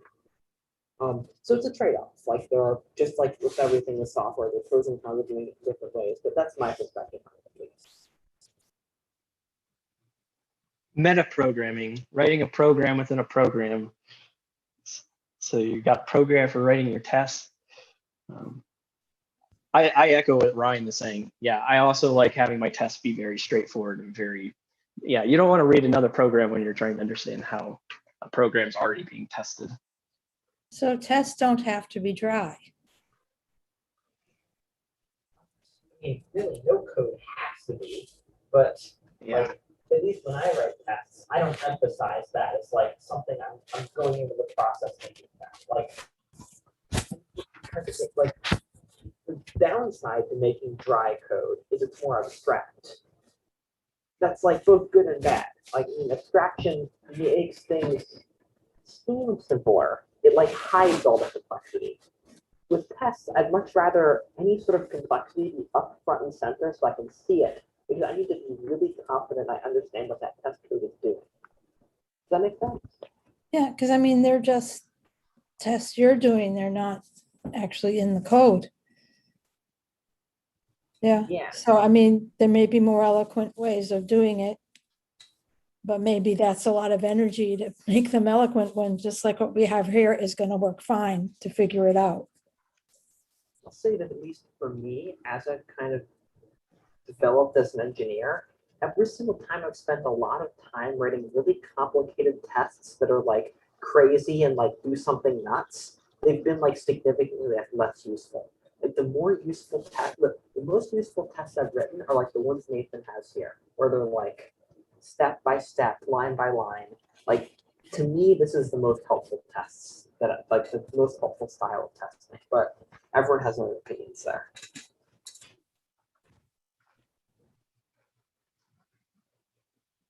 Yeah, and I just throw out too that you can be more aggressive in your actual production code, in the code that's delivering value to the customer.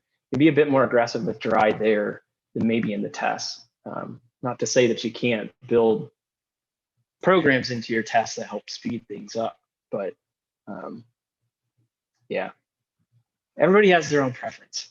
Everybody has their own experience with it.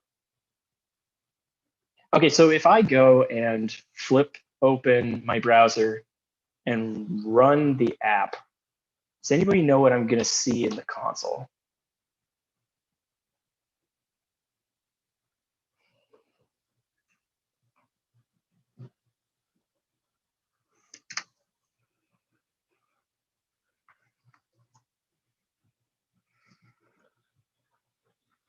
Failed to compile? Yeah, pretty close. Undefined?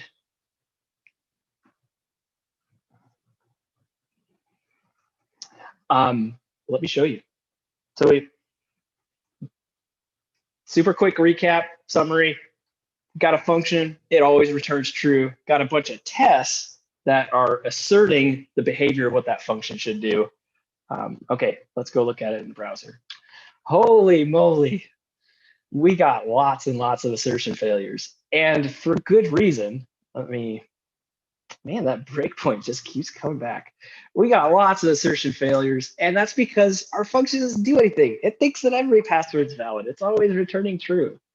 So test-driven development.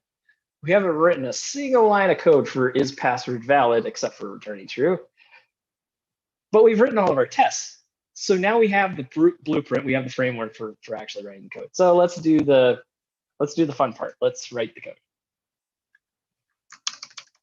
So we're going to return true. Let's talk about all of the ways that it could be false. So first one, looking at our test case here, password has a length. Password has a length less than 8. So let's go ahead and do a password dot length check. If the password length is less than 8, we are going to return false. Does that look right? Is that going to satisfy our first test case? If it equals 8, this won't be hit and it'll return true. Okay, so let's go look at the browser now and let's clear output, refresh. Okay, so we have significantly fewer assertions. So progress is being made in the right direction. Let's go and see what the very first assertion failing is. Okay, so we're down here now. These 3 assertions here are passing. So we've covered these test cases. Now we're on to these assertions failing here. And surprisingly, these are passing, but we'll quickly correct that. Okay, password isn't a commonly used password. So let's go ahead and make our list of common passwords.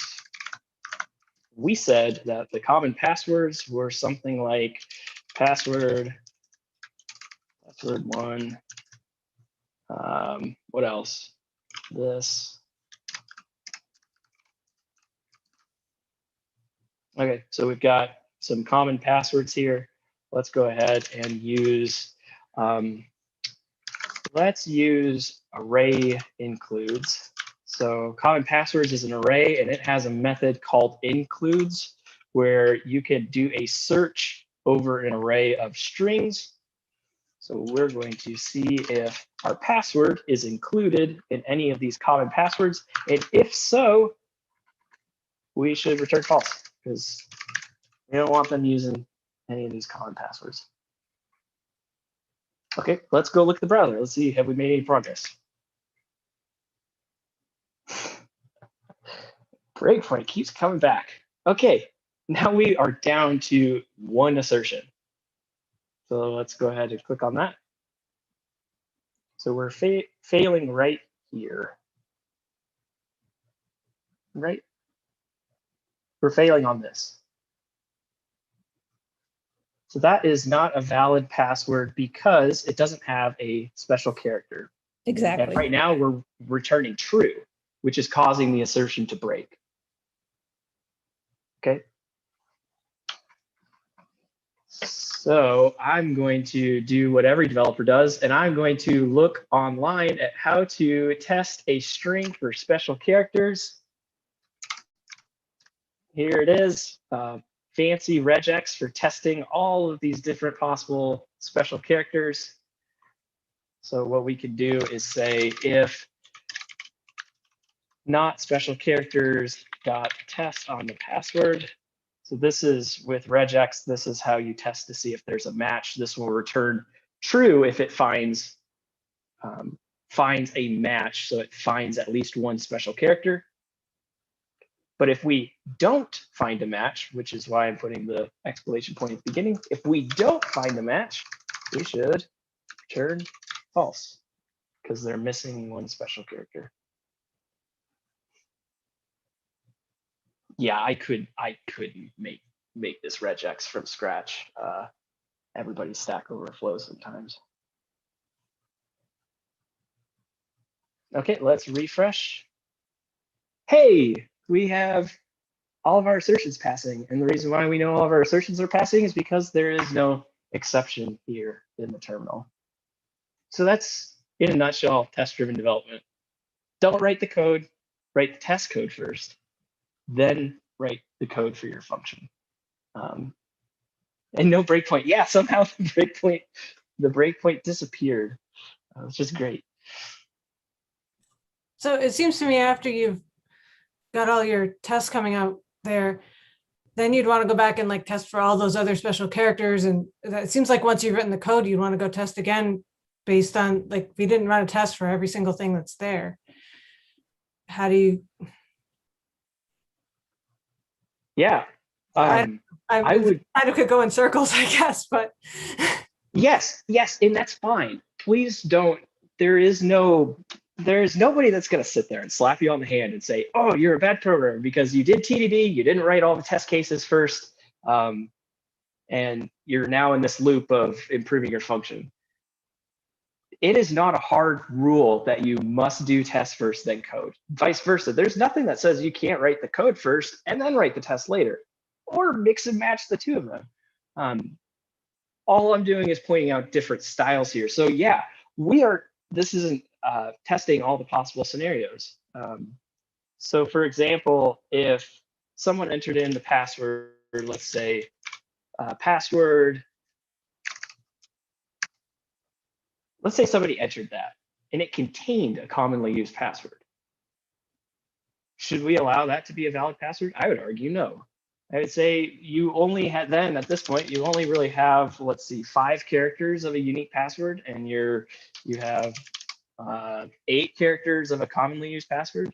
So there's going to be situations where you need to go back and write tests.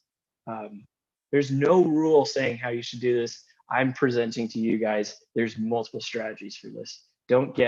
Please don't get hung up as this is the one right way to do this, because that's certainly not what I'm trying to get across. Other questions? Yeah, Nathan, what I'm thinking of coming from library world, if you're doing a search, there are different characters you can use to truncate and so forth. Unfortunately, the asterisk is also a special character for a password. But if you wanted to test that if it has password anywhere in it, could you escape out something so that, you know, like in the case you just gave us, obviously that password wouldn't be good, even though it has the other characters. Are there something you can use because you can't use the asterisk or whatever, because that's, or I don't know. I am of the opinion that you should do the simplest thing until proven wrong. And let's talk about the simplest way to do this. So we have all these test cases that are going to be evicting bad passwords before it reaches this point.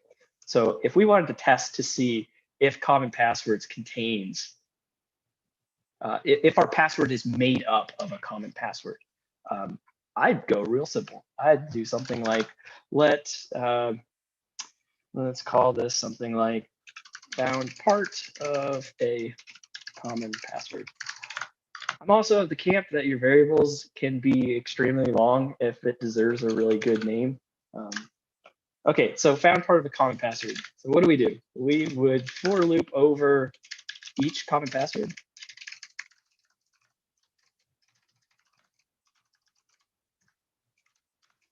So looking at each common password line by line, if password dot index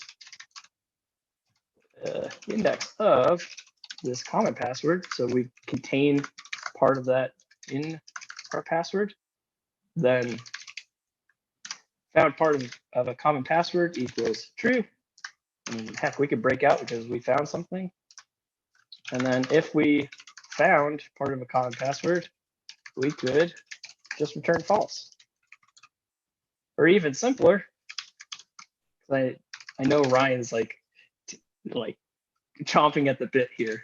Yeah. Even simpler, you can do that.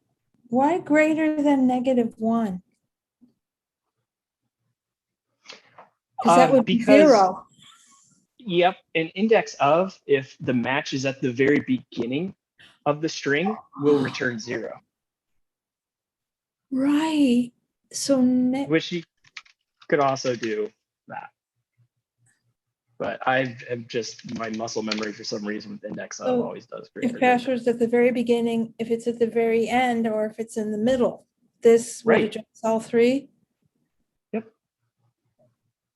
Yeah, and at this point, we're kind of being redundant with this whole deal here, where we're checking to see if that string is literally character for character a match with one of the common passwords. So this is part of why it's awesome to have your test written, because we can drop that whole block. Because I would hope that everyone agrees that that is redundant, because we're literally going through each password, password by password, checking for matches. But because we've got all our tests written, and I just made a drastic change, I dropped a whole block of code. But now that we've got all these tests written, I can prove that that drastic change to simplify and refactor that worked. So let's refresh. Please be right. Yeah, there we go. Oh, and then what? We need some test cases to prove our function. So even I just validated TDD. I wrote the code first without writing the test, but that's okay. That's okay. So let's write a test to prove that if you call is password valid with, yeah, let's give it all kinds of good stuff, but then let's throw in a commonly used password like password. Tons You of need a T and assert. Oh, yeah. I mean, it might affect what you're trying to do, so. No, yeah, thank you for pointing that out. So if they give us this long, but it has random parts and even has special characters, but it contains, excuse me, it contains part of a commonly used password, what should this function return?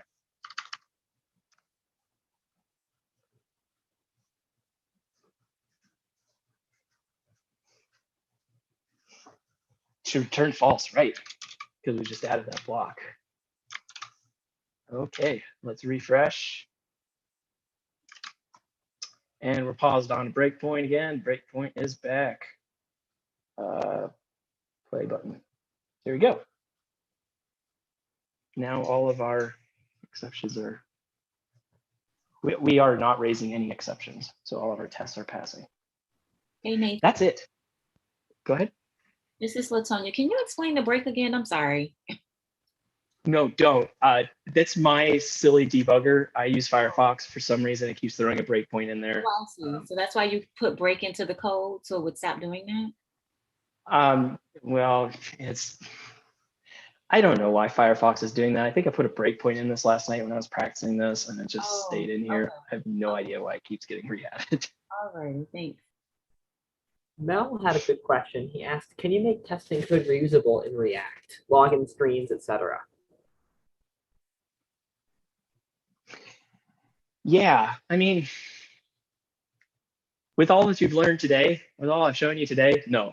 Like, this would be kind of hard to reuse. Unless the login was similar to is password valid.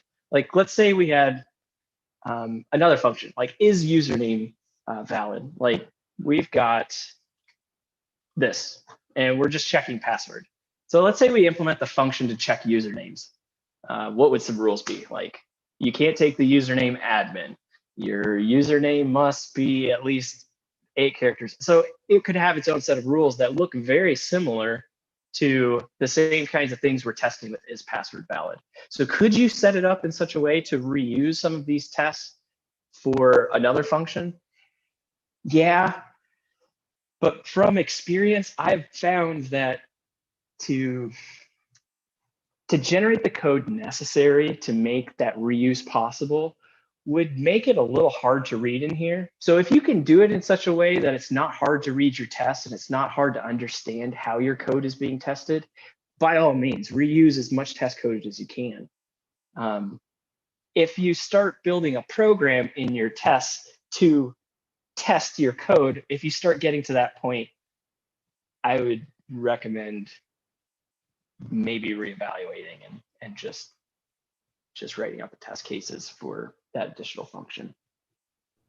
Something else. This isn't a hard rule though. Yeah, Ryan, what are your thoughts? Yeah, I was going to mention. So I'm not exactly sure where you are going with that, Mel, but Also, later on in the module, we're going to be talking about something called Cypress, which allows you to do some more interactive testing instead of a React context, where you can do things like pretend to click on things and like make sure that like a web page works the way you think it would work. So certain kind of testing we're talking about right now works well for certain sorts of problems, but of course doesn't work well for other sorts of problems. So later on in the module, I think maybe that tool might be more helpful for what you're getting at.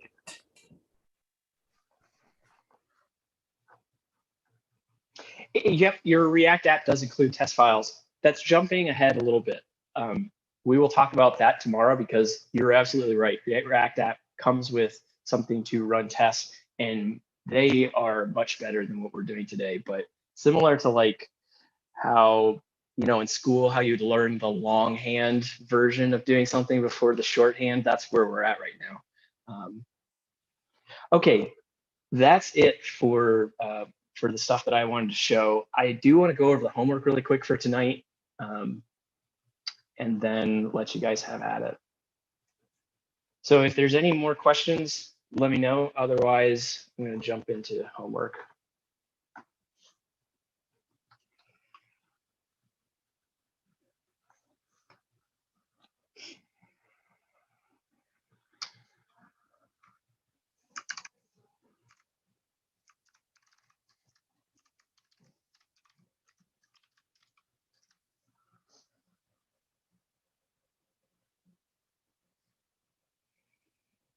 Okay, let's jump in. So the homework tonight, to get to the slides, to get to all of this code, go into cohort 2 inside of the Careers in Code Classroom code base. We are in module 9. There is a day 1.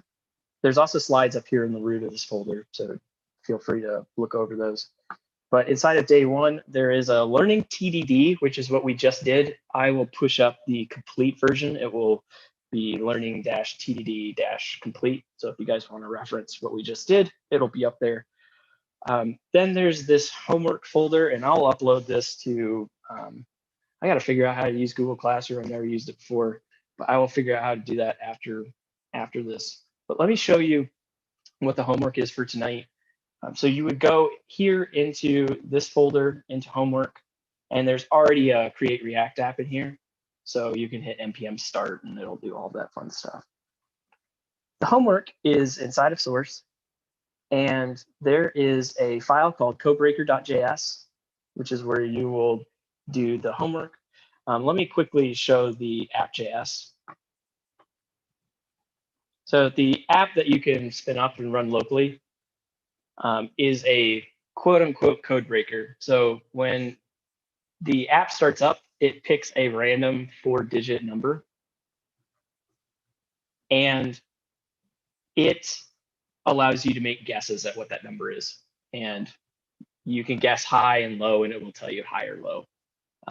So this is here if you want to look at the app in your browser, but you don't really need to. And let me show you why. So there's a file called codebreaker.js. And right now it just has this function check guess. And I've gone ahead and listed the rules up here. So these are all of the different conditions that this function should accept. I haven't implemented it. So think back to the exercise that we just went through. This is the equivalent of the return true that you just saw me implement. So I want you to practice test-driven development. I'm not going to be able to tell from your homework whether or not you did TDD, whether you implemented the code and then you wrote the test, or if you wrote the test, or if you wrote the code. So this is just the honesty system here. So I want you to practice TDD, and I want you to go ahead and write the tests in this part 1 that exercise all of the functionality that's up here in this comment. Does that make sense to everyone? So feel free to modify this. You won't need to modify this test, but please add more tests down here before you start changing this function. Nathan, are we doing any actual coding in Visual Studio Code or anything? Or just showing what we would do for a test? No, please implement the code. So actually write some console asserts here to to prove this functionality. And then once you have those tests, go ahead and implement the functionality there. Okay, so that's part one. Part two, I want you to uncomment this assertion. It's taking in a secret code. I want you to uncomment this assertion and get it to pass. Don't change the assertion, just update the code here in this function, make it pass. Okay? And then there's a bonus here. I'd like for you to look at it and take a stab at it, but it's dealing with edge cases, some interesting edge cases, and I'll let you guys read that yourselves. But for the most part, I want you to focus on these two parts here.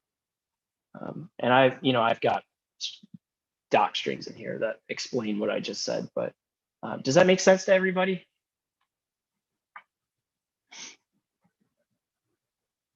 Okay.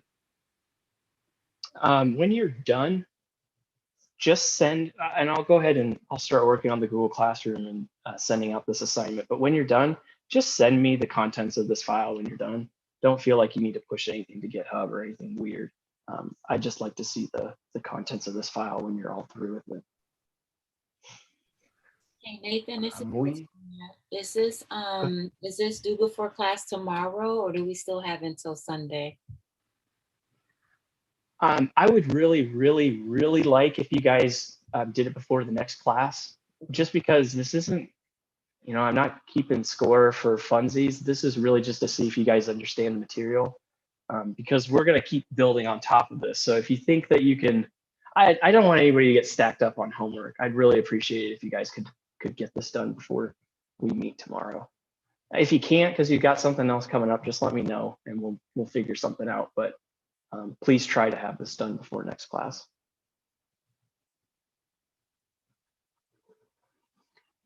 Okay, I think, Ryan, do we have like 15 more minutes? Can we go to 8 Eastern?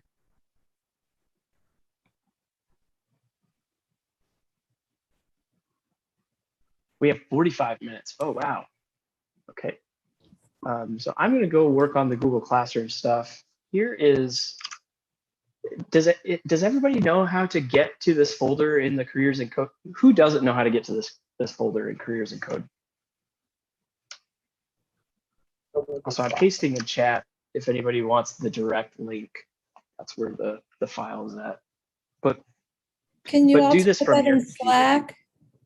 Yes. Because the chat's going to go away when we're done.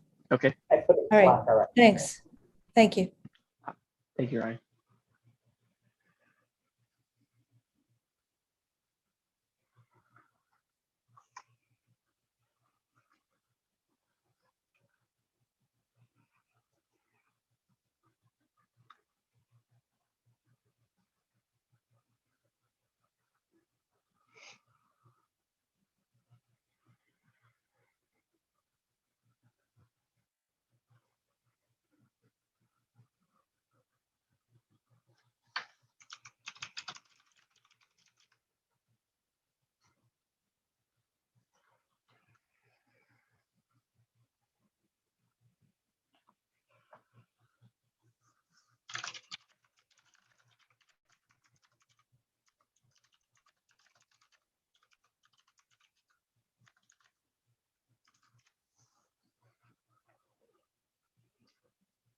I don't think I'm going to take everybody's time for the remaining 45 minutes, but if folks want to try to pull this down and run npm start just so they can run this code and see the assertions, I'll be around to help you guys do that. So I definitely don't want to leave here with you guys not being able to run the homework. Just a quick question. So you just pushed the final homework. So what was already in the folder from the repo, if we had pulled before class, is not up to date? Good question. I haven't pushed the complete exercise that we just did. Let me go ahead and do that right now. But if you have, go ahead and pull, because I actually pushed to the homework last night. Go ahead and pull just to make sure that you have everything up to date.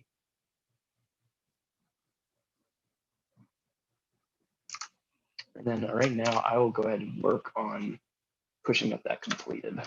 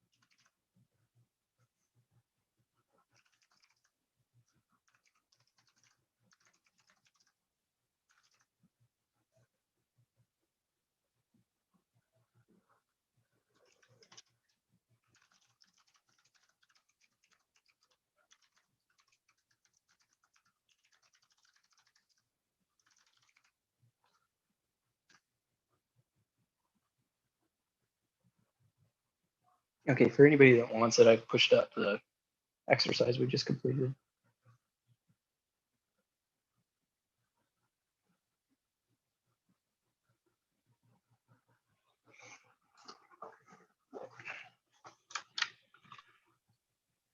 Wait, can you repeat that again? I didn't hear that. If you want to see the exercise that we did in class, I pushed that up to the careers in code base. Yeah.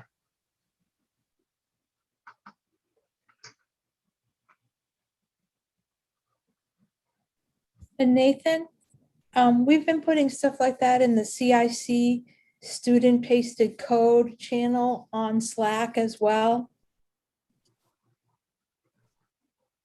Oh, Like when Max would work on a component or something, he would put the code there so we could see it, and get to it that way as well. It's a Okay, let me look. student pasted code.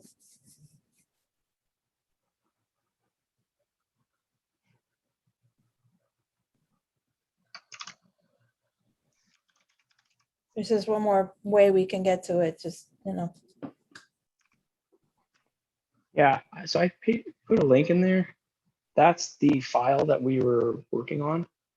I can also paste the code, but I don't want to necessarily paste the code because it's all. Do you guys prefer having all the code wholesale in there? It does help, Okay, but let me do that then. but only if you're okay with that. All I'm thinking of is if I make changes to it, but now that we've done it, it shouldn't change. Oh, I see what change you're at saying. all. Yeah, and Max would do that, and he would either overwrite or hit add. No, that the link is fine. That's fine. That's not a problem. You don't have to do that. That's cool. Excuse me, Nathan. Oh, I'm sorry, Yes. sir. You done? Okay. This is Latonya. I'm running npm start and it's not working for me. What am I doing wrong? I'm doing it. I did it from the folder. I did it from the file. Open integrated terminal. Are you in the day one homework folder? Yep, I went all the way into day one. That's why I opened Did you run npm install? Oh no, do we need to do that first? npm install? Yeah, I'm sorry. This repo doesn't have the node module. So yeah, run npm install first and then try running npm start. Well, that's npm I, and then are we doing a -s? Nope, just npm I. Okay, thank you. Good question.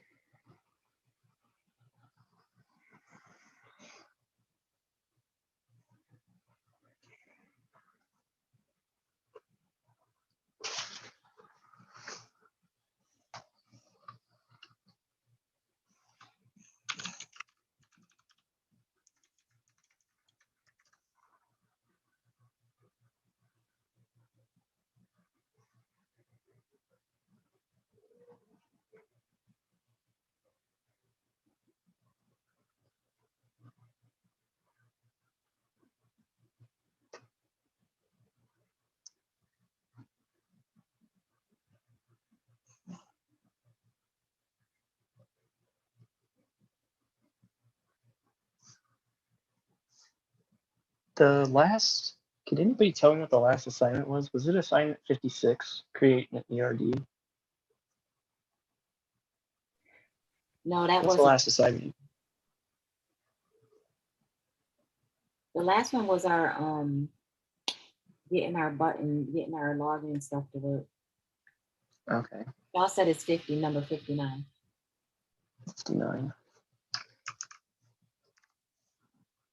There we go. Thank you.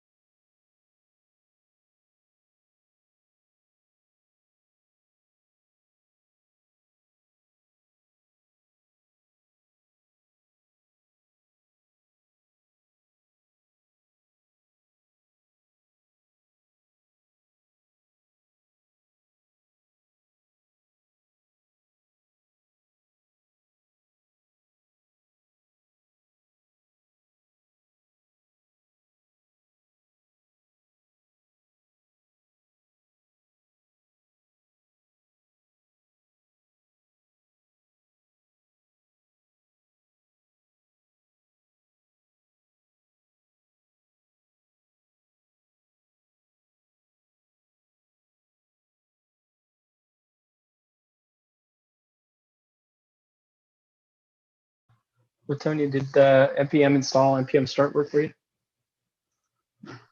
Yep, I have it up. I'm just transcribing my notes and then I'll do the homework. Thank you. Excellent.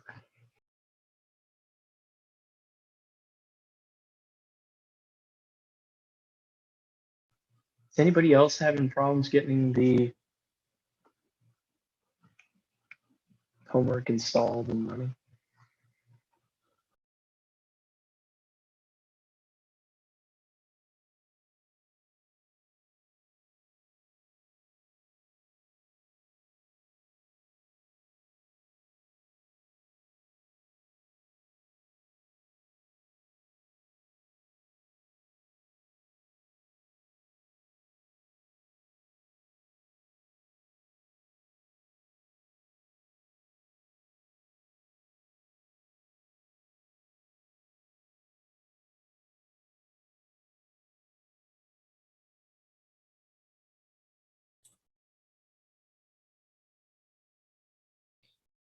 I have a question that I don't know if you can answer this or not without giving too much of the homework away, but I'm just trying to decide whether the tests that I'm writing in part 1 should be like what the equivalent of true and false would be. If true is obviously you crack the code, so am I going to be doing not equal to you crack the code, or should I be putting those too high or too low options in there? Because there's only one thing it's returning right now. So return a string. The function returns a string. What you should be testing is what the string is equal to. Right. So console assert Any of those takes a state. are equal to. Yep. Okay. Use equals. Don't test whether it's true or false. I mean, you are testing whether it's true or false, but what you're doing is a string equality check. Right, for all 3 of those scenarios. So we're not, like, I was trying to think if I should be doing exclamation point equals equals you crack the code, or if I should be doing those 3 phrases. So yeah. Yep, okay. phrases. Yeah. Okay, thanks.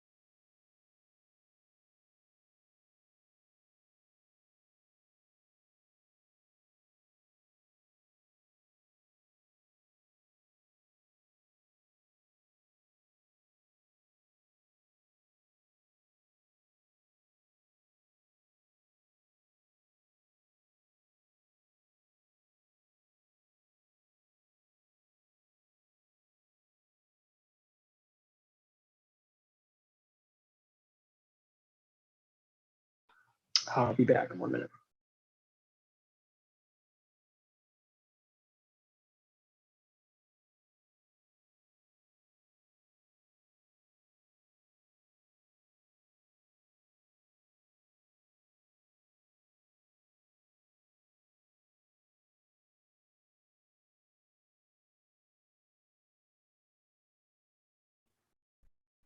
I'm going to be doing some playing around with the polls, so if you see something pop up, just ignore it. I'm going to try to make sure it doesn't happen, but I might screw up. I don't really know what I'm doing, and got to figure it out. Sorry in advance.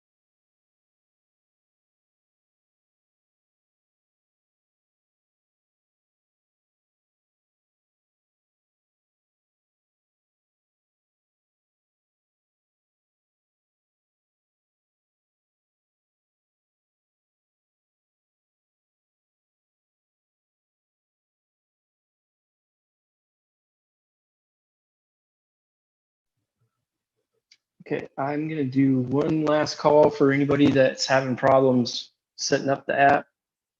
And then I'm gonna give people their time back.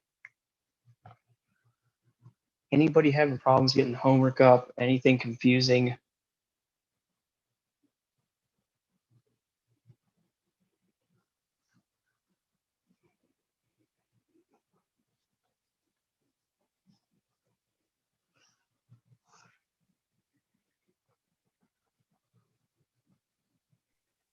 Hey Nathan, it's Latonya. I don't right now, but we can just send you Slack messages if we have questions that come up or anything. The Slack, that's for you. Or, okay.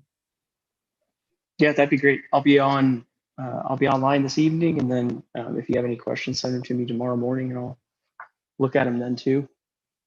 Cool. Hey, thank you guys for coming. I hope that you guys had fun learning a little bit about JavaScript testing. We've got a ton more to get into, and it's going to get a lot, I'd say, easier. Right now, we're kind of doing the longhand version. We'll get into the short form soon. So cool. I will see all of you guys tomorrow. Have a great rest of your evening, and good luck. All right, bye.